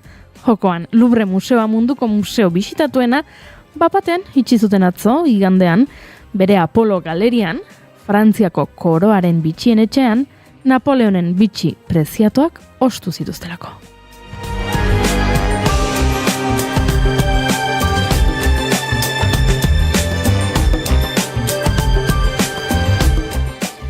Frantziako polizia 8 bitxi historiko hauek lapurtu dituzten lapurren izan da bien bitartean goazen aztertzera nola gertatu zen. Izan ere, hau, egun argiz egindako sarekada profesional bat izan da.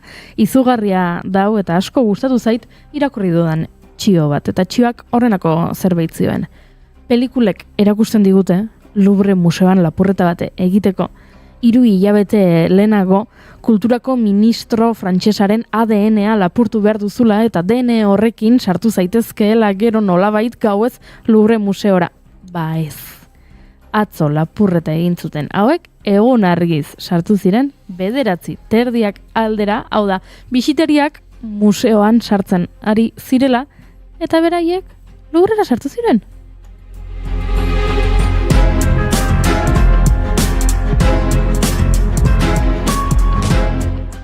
kamioi bat zeukaten, eta Hemen kanpoan daukagun mudantzakoaren ibona.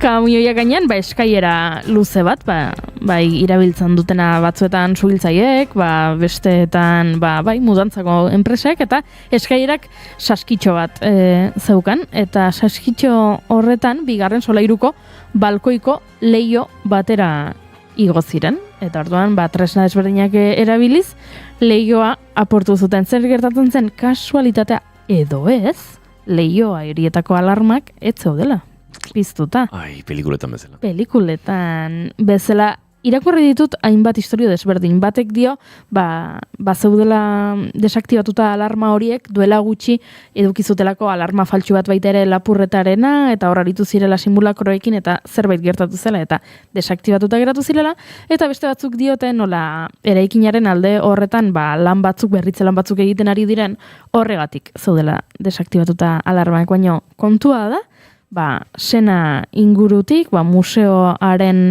ertz batetik sartu direla. Eskailera batzuetatik, bigarren solairuko leihora, barruraino, jendea barruan zegoela ze grabatu dituzte. Eta bitxibia bat lapurtu dituzte. Bidetik, bitxi batzuk erori egin zaizkie. Ara. Eta orduan, ez dute dena lapurtu, baina gauza asko, bitxia da, ze Regent... garbi dago, bitxia dela.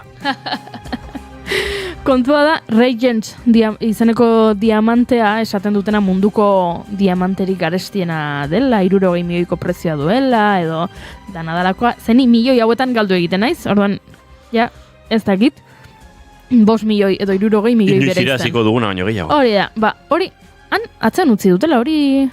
Ez dutela hartu, baina bai eraman dituzela, zafirozko lepoko batzuk, tiara batzuk, belarritako batzuk, gauza oso garestiak eta gauza oso garrantzitsuak.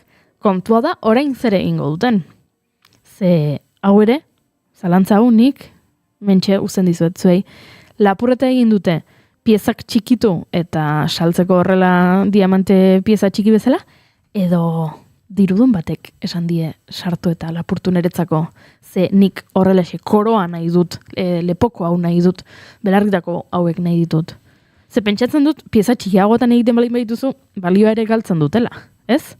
Gauza bat da, diamante bat, eta beste gauza bat da, Maria Amelia erreginaren lepokoa. Jasoik, Maria Amelia erreginaren lepokoa izanagatik, balio erantzi badauka. Txikitzen baduzu, balio erantzi irrik galdu egiten du. Baina orain ezin duzu saldu ala nola Maria Ameliaren lepokoa. Bueno, nola segun zeini bai. Nik uste horrek eroslea baduela hori da galdera, lehenago, ez? Bai.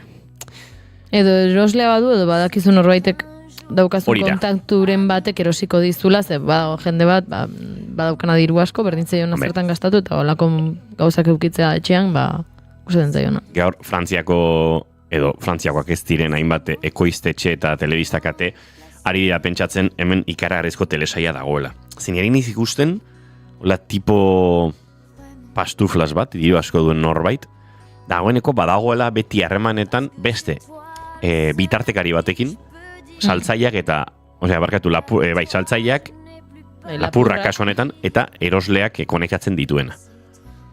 Bai, ongo da. Eta ziur daudela, eta... Piskat Killing Eve eta Lupenen arteko nasketa batek emango liguke telesail hori. Baliteke. Kontua da, Parisen balin bazaude, orain turismoa egiten, tamalez, gaur ere, itxita egongo da museoa, bai gande goizeko lapurretaren ondorioz eta izo pena bada, baino ezingo duzu bisitatu. Hau, ikertzen ari baitira. Egia da, ez dela lehenengo aldia. Louvre museoan lapurreta bat gertatzen dena. Hemen noiz edo noiz aipatu izan ditugu beste lapurreta batzuk, eta aipatu genuen bere garaian agian horrela ikusgarriena edo deigarriena 1911 gertatu zena. Urte hartan, dekoratzaile italiar batek Mona Lisa lapurtu zen. Eta Mona Lisa inor begira etzegonean, kuadroa kendu eta ospa egin zuen. Segituan antxilotu zuten eta kuadroa berreskuratu zuten. Beste gertakari nabarme bat, 1956an bisitari batek harri bat bota zion Mona Lisari. Hau ez da lapurreta bat, baina bai, bueno, artearen mundua aztoratu zuen beste albiste bat, eta horregatik orain bisitan joaten baldin bazarete edo egon bazarete ohartuko zineten Mona Lisaren aurrean kristalezko kutsatxo bat dagoela, edo, bueno, estalita dagoela Mona Lisa, honen ondoriz izan zen, 1956an, bisitari batek harri bat botazion eta pixka bat izorratu zuen artelana. Kontua da, ez dakigula orain zer gertatuko den, nortzuk diren lapurrak eta zer gertatuko den bitxi hoiekin berreskuratuko dituzte, bai. Ez dakit Frantziako koroaren bitxi preziatuenak dira. Eta oso minutu gutxian egin dute lapurreta eta ospa egin dute, jakigu. Zer gertatuko dena. Ipatu dute, Frantziako kultura ministroak Rashidadatik esan du kalkula ezina dela lapurtu dituzten bitxien balioa, baina, bueno, pentsatzen dut hor egongo direla lanean, bai bitxigileak, bai artearen adituak eta historialariak eta denetarik. Beraz, jakingo dugu zer gertatu den, baina momentu zaizu, hemen pelikula batekoa dirudien lapurreta bat gertatu da Parisen. Parce que c'est toi.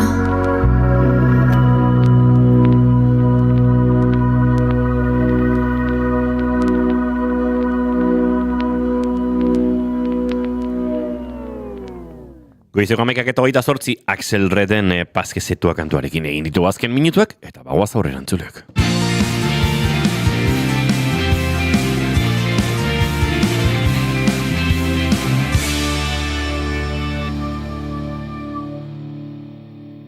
Bigarrenak ez direlako beti okerragoak, bigarren kafea. Eta aurrera egiteko, dagoeneko gure entzulen artean aski ezaguna den kantu hau. You got the cinema.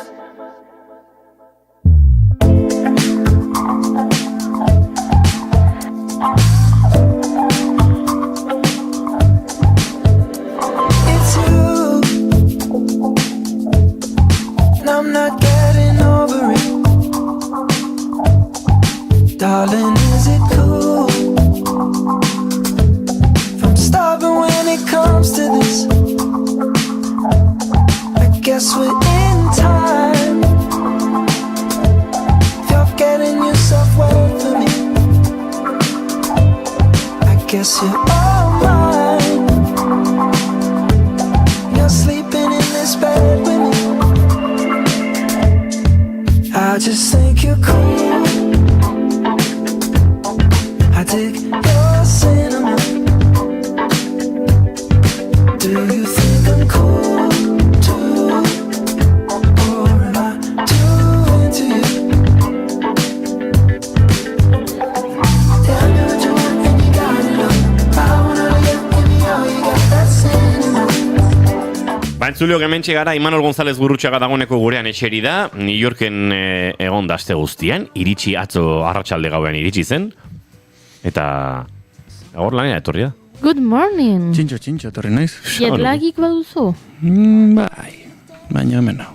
Oso ondo, Imanol. Egazkinean lo gutxi egin zenuen, ez? Ez, egia bueltako egazkinean lo asko inula.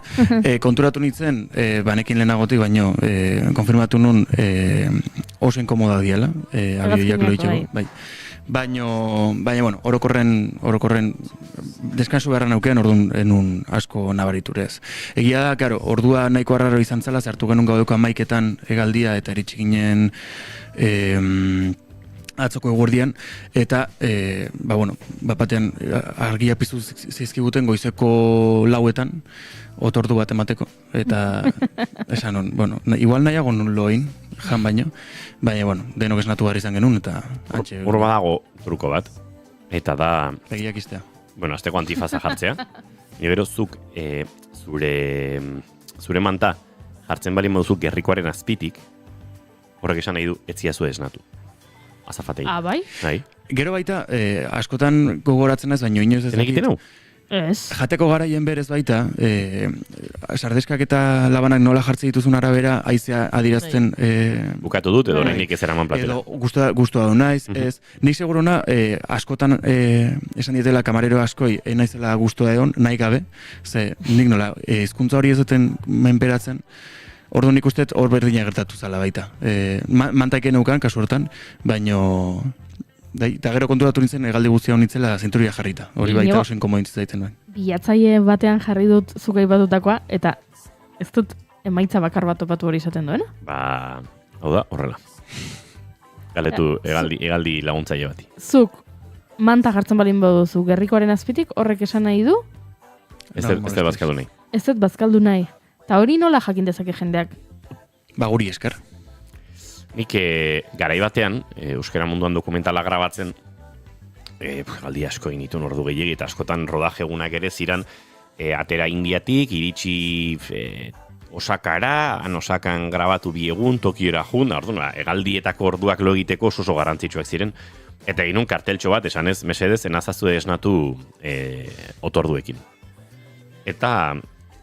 Behin azafata batek esan zian, hau, ala ere, badezu, manta jartzen badezu horrela, baina azafatok badakigu ez zaitugula esnatu behar. Bai, hori horrela da. Eta platerena, tenedora eta labana gurutzauta balin mauzkazu, esan nahi du oraindik platera etzazula eraman. Bi sardeska eta labana eskubitan paraleloan jartzen badituzu, plateraren eskuinaldean horrek esan nahi du oso goxoa zegoela. Eta hola diagonaren jartzen badituzu, besterik gabe. Eta gurutzatzen badituzu, urrengo platerra. Esan nahi du. Gurutzatzen badituzu, urrengo platera? Sardeska eta labana jartzen badituzu horrela, pixka bat piramide eginez, horrek esan nahi du, pausa. Itxaron aldi bat egiten aldi benza. Bata bestearen gainean, jartzen balin baduzu, amabiak eta laurden bezala. Gurutze bat egiten, horrek esan nahi du, urrengo platera. Jartzen balin badituzu biak horizontalean eskubira begira da gustatu zaizula, eta jartzen balin badituzu isa bat eginez, ez zaizula gustatu. Eta jartzen balin badituzu vertikalean edo pixkat diagonalean bukatu duzula. Eta gustatu zaizula. Ez gustatu zaizula, etzan da biak. Bai. Nik errepasatu ardu nire protokolo liburua. Vale. Ni berdimer jarrituko dut kameraren agerturatzen eta esaten asko gustatu zait, eta ez bazte gustatu. Hori honena, Imanol. Aizu, galdera bat? A ber.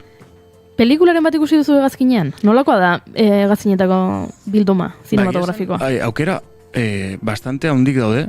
Enun pelikulaik ikusi, ze eraman, enitun aurikularrak eraman, orduan, egia da momentu baten jarri nula pelikula bat soinu gabe entzuteko, soinu gabe ikusteko, baino bestela esan aukera desente daude eta urte ezberdinetako horrek bai harritu nindun. Pentsatzen hon igual azkeneko 3 urteetako gehienez pelikulak eukiko genitula, baino ez 2012, 2008ko pelikulak bazeren, eta bai, gustatu izaten hori.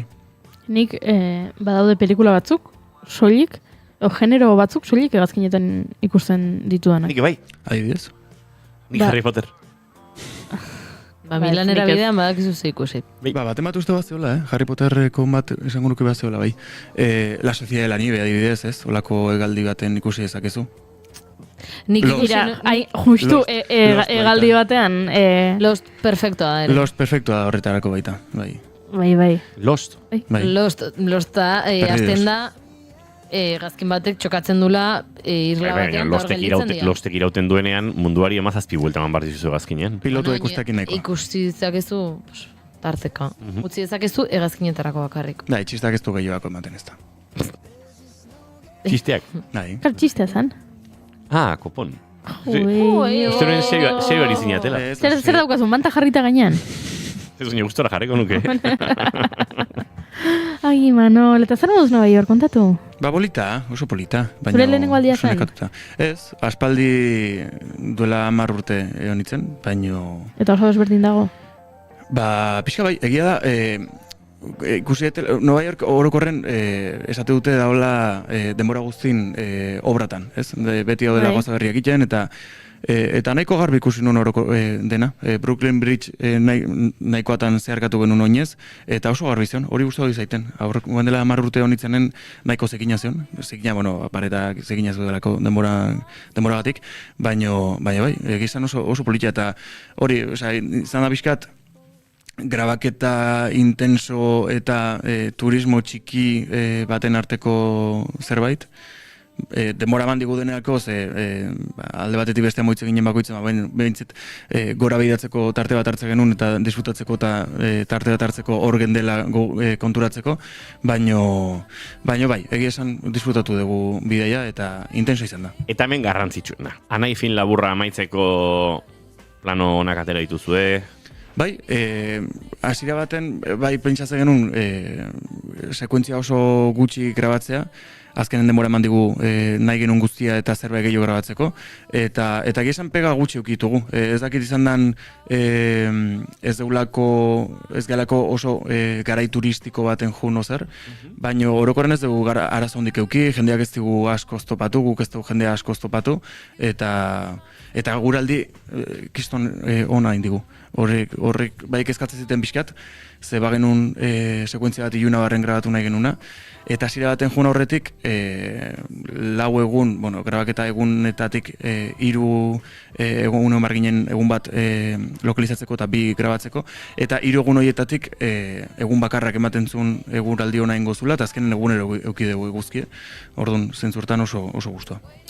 Bueno, bai, Manolen Anai film labur hori laizter ikustea espero dugu besteok behintzat, bien bitartean, film laburre horren estrenoaren bitartean, asteburu honetan Lekeitioko zinebileran zure aurreko lana izan da leian, nigandik, eta barkatu bidean, nigandik bigarrena izan zen, eta bertan izan dena Goiuri Zeizarandi izan da. Bai, 48. Euskal Zine bileran izan naiz, Lekeition, antxe, oso ondo hartu gaituzte, parte hartzaile ugari ginen, eta egia esan plazer hutsa izan da, Imanolen film labur honen ordezkari gisa joatea. Ekoizpen taldean egon zinelako roda. Bai, noski, hori da, bai.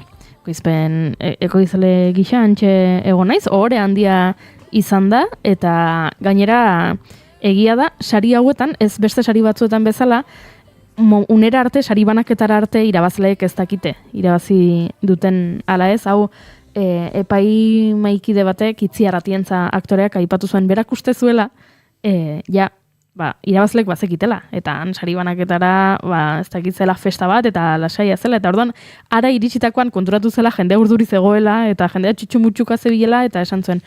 Eta pentsatu zuen, baina ez dakite. Eta ez. Saridunek... Hanka sartzeko ere, Bai. Imaginatu egun baldenago WhatsAppa idazten diola lagun horri, aizu zorionak eta... Egun baldenago edo, ara iritsi eta antxe...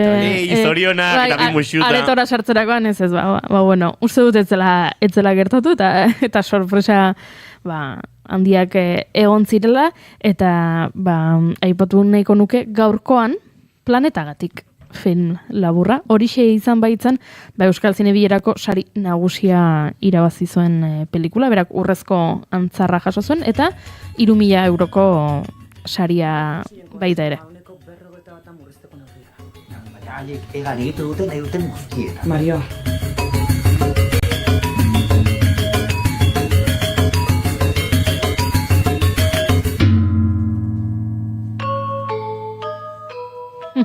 Planetagatik. Eneko Muruzabalen Planetagatik filmak irabazi du aurtengo sari nagusia. Kontatzen duena zera da, ikusten ditugu 2 zientzialari, Inigo Aranburu da horietako bat, eta Ainhoa Artetxe beste bat. Eta lanean ari dira, uste dut, laranja batekin, edo laser bat probatzen. Antza denez, lana egiten dute horrela janarien jakien industrian, eta kontua da, badaudela, ez dakigu ze urte den, baina ekologismoaren gatik neurri asko hartu direla. Adibidez, edalontziak, kafearen edalontziak eta edalontzia berbera gero jan egiten da. Organikoa da, eta, dana delakoa. Kontua da, Inigo, pertsonaia, haserre dagoela, langileentzako neurri berri batzuk hartu dituztela baita ere, ekologismoaren izenean, eta bera haserre dago. Eta ez dut kontatuko beste ezer, baina, bueno, hauxe da pelikularen gaia, film laburra da, 9 minutu ustete irauten dituela, eta bueno, PMI-ko kideak esan zuten film borobil eta jostaria dela, eta horregatik sarian merezi zuela, eta baita ere goraipatu zituzten, aktoren lanak tartean, Iñigo Aranburu, Ainhoa Artetxe, eta Maria Cruixank. Aritu direlako. Ikusi dute trailerra, bai. Hori da, esan bezala aurrezko antzara, eta 3.000 euroko saria jasazuten, baina sari gehiago ere banatu zituzten adibidez, 2001 edo aurretik jaiotako zuzendari gaztei ematen zaien Benito Ansola saria. Aurten ekaitz bertizi eman diote errekazoko hortan lanagatik, hau dago baztanen girotuta, eta hori ere goraipatu zuten baita ere, euskalkiaren erabilera eta filmeko argazki eta planoen aukeraketari ere bereziki nabarmendu nahi izan zituzten hori. Bestalde, memoria historikoa ardatz duen Mikel Balerdi eta Deine García Braboren eraman zutela lanak ere, saria jaso zuen, sari berezi bat, hau dela ikuslearen saria, ez? Honek, gero egon nintzen beraiekin eta kontatzen zidaten, bereziki ilusionagarria zela hori, ze horrek esan nahi du jendeak bozkatutakoa dela, eta jendeari gustatu zaiola, ez? Gauza bat da, epaimai bati zer gustatzen zaion edo zer baloratzen duten, baina gero, zinemaretotara joan den ikusleak ere baloratzen balin badu positiboki, are gehiago, ez? Eta aipatu zuten saria banatzerakoan, memoria historikoa modu tekniko, zehatz eta empiriko batean landu zutela, eta sentsibilitate handiz landutako gehi bat zela, beraz, lortu zuten ETB ikusleen saria, eta aipamen berezi bat. Horrez gain egon zen beste pelikula bat, Aitzol Saratxagaren Eiza filmak irabazi zuen zuzendaritza onenaren saria, eta Gidoi onenarena berriz Ana Ines Landetaren eta Lorea Lionsen azkena lanak. Amatasunari buruz hitz egiten du pelikula honek, eta Gidoiaren saria jaso zuten izan ere Gidoi berezi bat du. Hau da, ez dira betiko dialogoak, poesia ardatz duen Gidoi bat da, eta orduan pixka metaforiko, eta baita zuzendariek aipatu zuten, uste zutela agian etzela ulertuko, edo autu berezi xamarra zela, eta agian jende askok ez duela ondo baloratuko hori, ez delako ohikoa, eta pixkat beldur zirela orduan guztiz sorpresaz hartu zuten saria, baino denak pox-poxik, antxe ibili ziren, saria jasotzen, sari bat ere erori egintzen eta utzi egintzen, baina konponduko zutela esan zuten. Lubreko bitxiak bezala erori entziela. Hori da. Lubrera erori zen. Eta horrez gain, urtero ematen dute beste sari bat, ez? Proiektu, Euskal Zinemagintzako proiektu nabarmenak edo saritzen dituzte, eta aurten aitortza pantaiak euskaraz egitasmoari egin nahi izan diote, ze, orain arte egindako lanak eman ditu bere fruitu batzuk, eta balioan jarri dute, eta antxekideak antxe goltzara igo ziren, eta ikusi genuen bideo bat, erakusten zuena, proiektu hasi zenean, nola zegoen egoera, eta orain, urte batzuk pasa direnean, nola dagoen egoera. Aipatu dugu gure gaurko lehenengo elkarrezketatuekin, badagoela lege bat, plataformak behartzen dituena, 100% bikoiztera, hizkuntzako ofizialetara, hortaz ere jardun zuten zinebieran pantaiak euskaraz egitasmoko kideek, eta beraz, aizu zoragarria izan zen, euskarazko zinemagintza saritzen duen jaialdi, hau osasuntxu dago, 48. edizioa izan zen, eta gehiago egingo dituzte, eta ziur naiz 50. Zerbait potoloa prestatuko dute. Bertan izate espero dugu, eta kontatzea, zer prestatzen duten, duela 3 urte izan zen, Imanol, bideanekin Gidoi onenaren, bideanekin ez, nigandik ekin orain bai, Gidoi onenaren saria eskuratu zenuen, esan nuke 3 urte igaro direla. Film labora 2020koa da, esan gurkako 2021 bat izango dela, baino... hainbeste denbora pasada daia.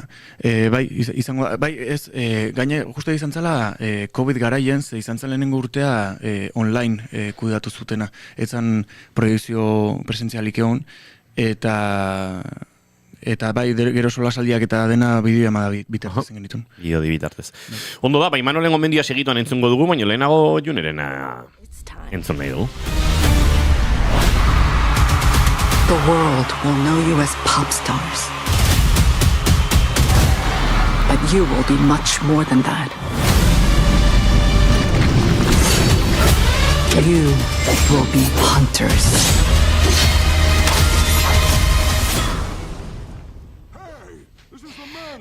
Pelikula hau da, Goiurik aurreko batean aipatuzun pelikula bat, K-pop Demon Hunters pelikula da, eta egia da izan zela hasieran jendeak asko, ez dakit, ez jakintasunetik edo ikusi gabe kritikatuzun pelikula bat, zuzenean K-popeko eta animaziozko pelikula bat delako, eta gerora ekarri duna kriston jendetza ikusten, eta hainbesteko oi hartzuna izan du, espada ere, estatu batuetan batez ere, zineetara eraman dutela, bai sariketetan sartzeko, ze azkenean plataformetan bakarrik dauden filmak sariketetan ez dira kontuan hartzen. Orduan, film hau esan bezala da K-pop Demon Hunters, eta izenak esaten duen bezala dia K-pop talde bat, neska talde bat, Huntrix taldea, demonioak edo hiltzera dedikatzen dena. Osa, abeslariak dira? Abeslariak dira, baina eta demonioak hiltzen demonio iztariak baita ere. Hori da. Daude mundu erreala da, ez? Kontuan hartu beharko genuken planoa edo, baina badago bigarren plano bat non demonioak dauden. Kontua da, demonio hauek nahi dutena da, hori munduaren jabe egin, eta denen arimak hartu, eta geroz eta mundu ilunago bat sortu, eta badaude neska talde bat, normalean hirukoteak izaten direnak, eta urtez urte, hirukote hori, urtez urte ez, barkatu, garai ez garai edo hirukotea aldatzen doana, eta gaur egunera iristerakoan K-pop talde bat dena, ez?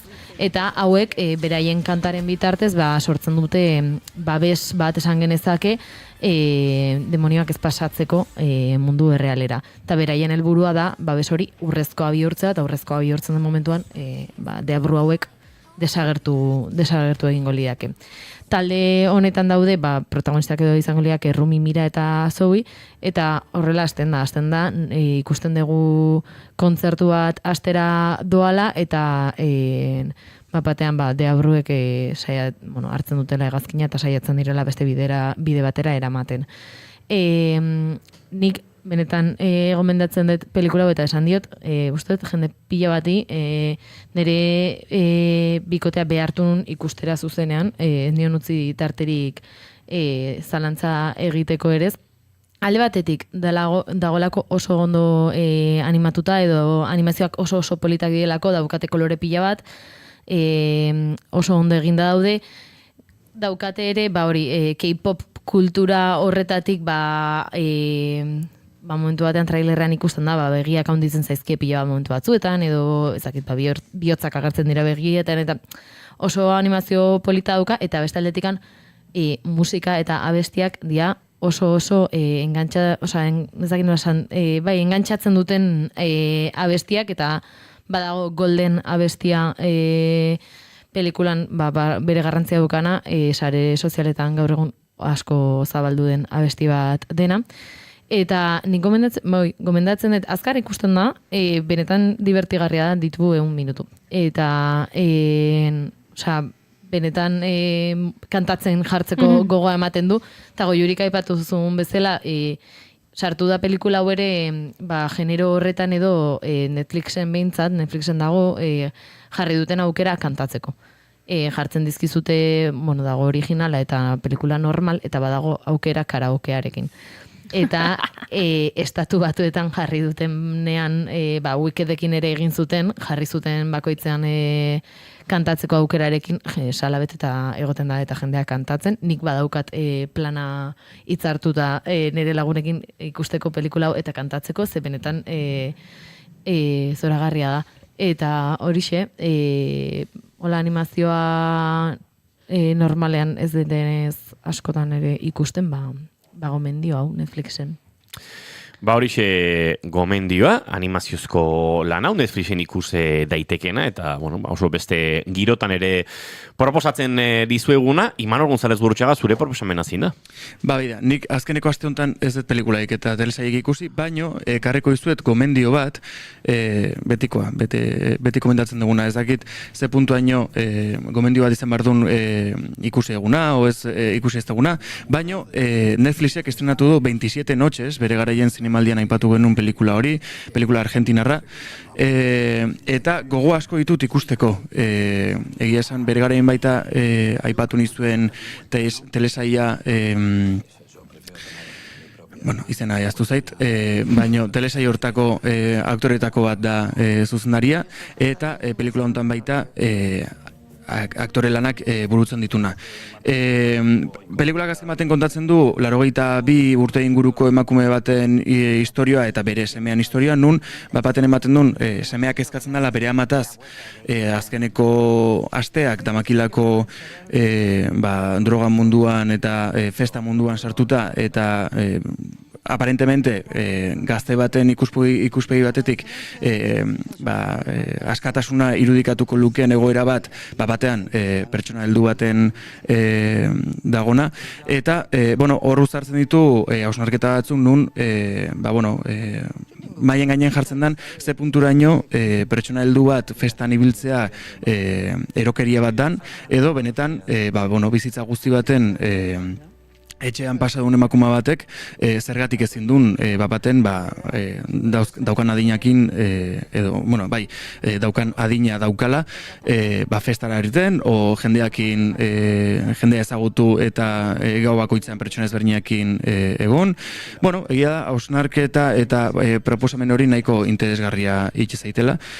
Aipatu bezala zundaria Daniel Hendler da, eta aipatu dizueten telesai hori enitzena gogoratzen da División Palermo, bere garaian. Bai. Eta bai, iruditzen zait oso interesgarri izan aldala, ze aktore honek komedia asko oso ondo jorratzen dut, eta iruditzen zait pelikula honetan komedia ez da izango gai nagusia edo genero nagusia, baino drama, komedia pixkatekin beti dago ondo, eta pixu hori askatzeko tensio guzti hori askatzeko iruditzen zait oso interesgarri izan aldala, eta ja proposamen guztia da oso divertigarria, orduan bai, komendatzen dizuet ikustea, eta nik nire buruai komendatzen dioten pelikula bat. 27 noches Netflixen ikus daiteken lana, Donostiako zinemalditik igarotako pelikula bera, eta Imanolek bere gomendio bihurtu duena. Nik badaukat dokumental bat gomendatzeko. Popular emissaries arrives in the troubled Congo on the State Department's goodwill mission. Louis Stalin's winging outraged Radio Moscow, which blasted Armstrong's visit as a diversionary tactic.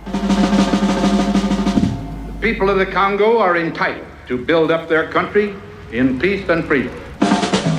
And the UN, when Khrushchev took over SHU and was beating that SHU, and the interpreters say... Dokumental historikoa da, hain zuzen ere, Kongoko Errepublika Demokratikoko presidente zenaren eriotzaren ondoren kokatutako dokumentala, edo behintzat ondorengo horretan Abby Lincoln eta Max Rock jazz musikariak pixat protagonista kokatzen dituena bestein bat agertzen dira, noski Malcolm Misharen presentzia horre Dizzy Gillespie, Duke Ellington, traileran bertan ikusten dira, nola Louis Armstrong bere erabiltzen duen estatu batutako gobernuak.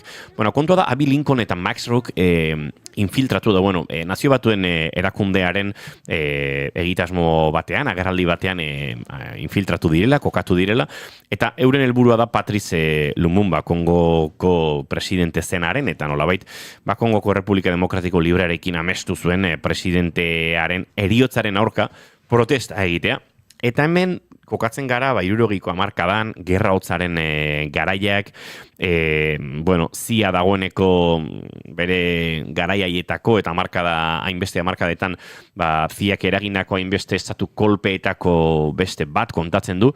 Hemen badago gerora desklasifikatutako dokumentu horietan telegrama bat, Alain Dulce, garai hartan ziako zuzendari zenak esaten duena, erabaki dugu gure helburu garrantzitsuena ezabatzea dela hemen Patrice Lumumba, Kongoko presidente zilegizko presidente bat eta zari zen, beste zilegizko presidente askoren aurkako estatu kolpeak ere eragin ditu noski estatu batuak, baina hori nolabait ñabardurare egin behartzen, egungo egoeran lehentasun handia merezi duela, gure ekintza sekretuan. Eta hor hasten dira mugimendu guztiak. Eta Kongo nolabait Sovietar batasunarekin alineatuko bazen, Afrikaren herrialde garrantzitsu bat zela eta sortuko zuela alako desoreka. Dokumentalaren bi egoera interesgarria daude, batetik historioa bera, oso historia interesgarria da, Lumumba bera nola jazarri zuten eta nola honek IS egin nahian, eta berarentzat oso lurralde indartu eta jarraitzaile askoko lurralde zen horretan iristen ari zela harrapatu zuten ziak aztoratutako haren aurkako oposizioko kide eta paramilitarrek eta baina bereziki pixka teknikokire dokumental gintza egiteko beste modu bat planteatzen duelako, ez? Jazz musika nola hartzen duen kontakizun honetarako, ez dakite, aitzakia bezala. Eta hor bai, egia da, zegoela berezko aitzakia bat, Lincoln eta Rock izan zirelako, ez? Lumumbaren eriotzenen aurka, nazio batuen erakundean, aldarrikapen bat egin nahi izan zutenak, baina nola erabili ziren jazz piezak. Eta nola estatu batuakek Louis Armstrong erabili zuen bertara joan, nola baiteko atentzio galera bat sortzeko, eta hor agertzen dira pertsonaia historiko pilo bat, 2 ordu terdiko dokumentala da. Igual... Egin daitezke atxeden aldiak? Nik uste dokumentalek, nik orokorrean pelikula kolpeka ikusteko ere joera izan dut, askotan gauez ikusten ditu dalako eta lo hartzen dudalako, berez pelikula goiti bera ikustea gomendagarrioa da. Dokumentalekin uste dut hau pixka lausotu egiten dela. Uste dut badela dokumental bat, momentu batean eten daitekeena. Eta bide batez aitzaki ematen du Abby Lincoln bezalako abeslari erraldoi bat birdeskubritzeko. Uste dut badela ez jazaren izar horietako bat, baina nuke esango lehenengo lerroko izenetan dagoena, ez? Nik behintzat, Abby Lincoln, abeslari bat, baina enukan bat ere fitxatuta, ez dakizuei belarrian oso ezaguna egiten zaizuen, baina 2010an hiltzen emakume hau, eta ikaragarrizko artista puxka, oso musika interesgarria duen dokumental honetan kokatzen dena.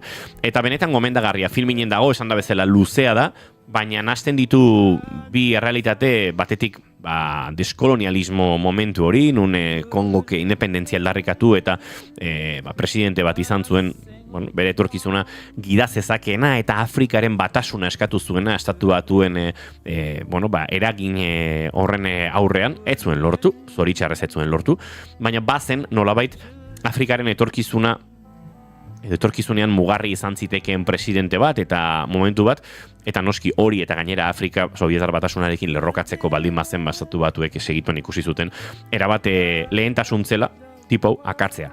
Eta guzti hau ere uste oso ondo uler daitekela gaur egungo Palestina eta Israelen arteko gatazkaren baitan, estatu batuen papera zein izan den, eta zeinek izaten jarraitzen duen ulertzeko, ez?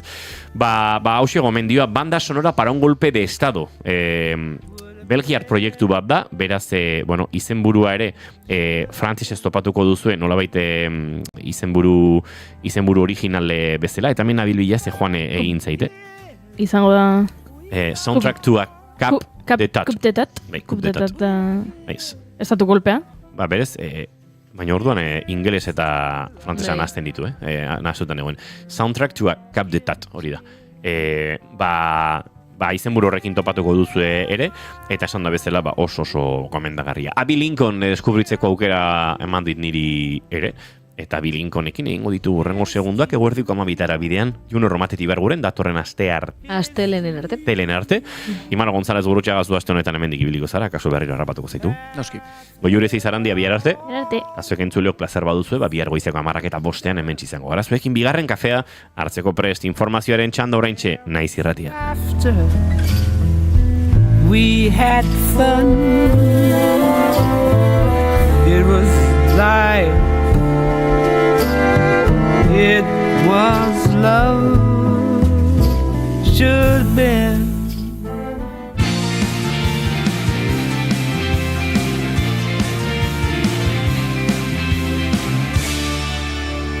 Keep calm and bigarren kafea.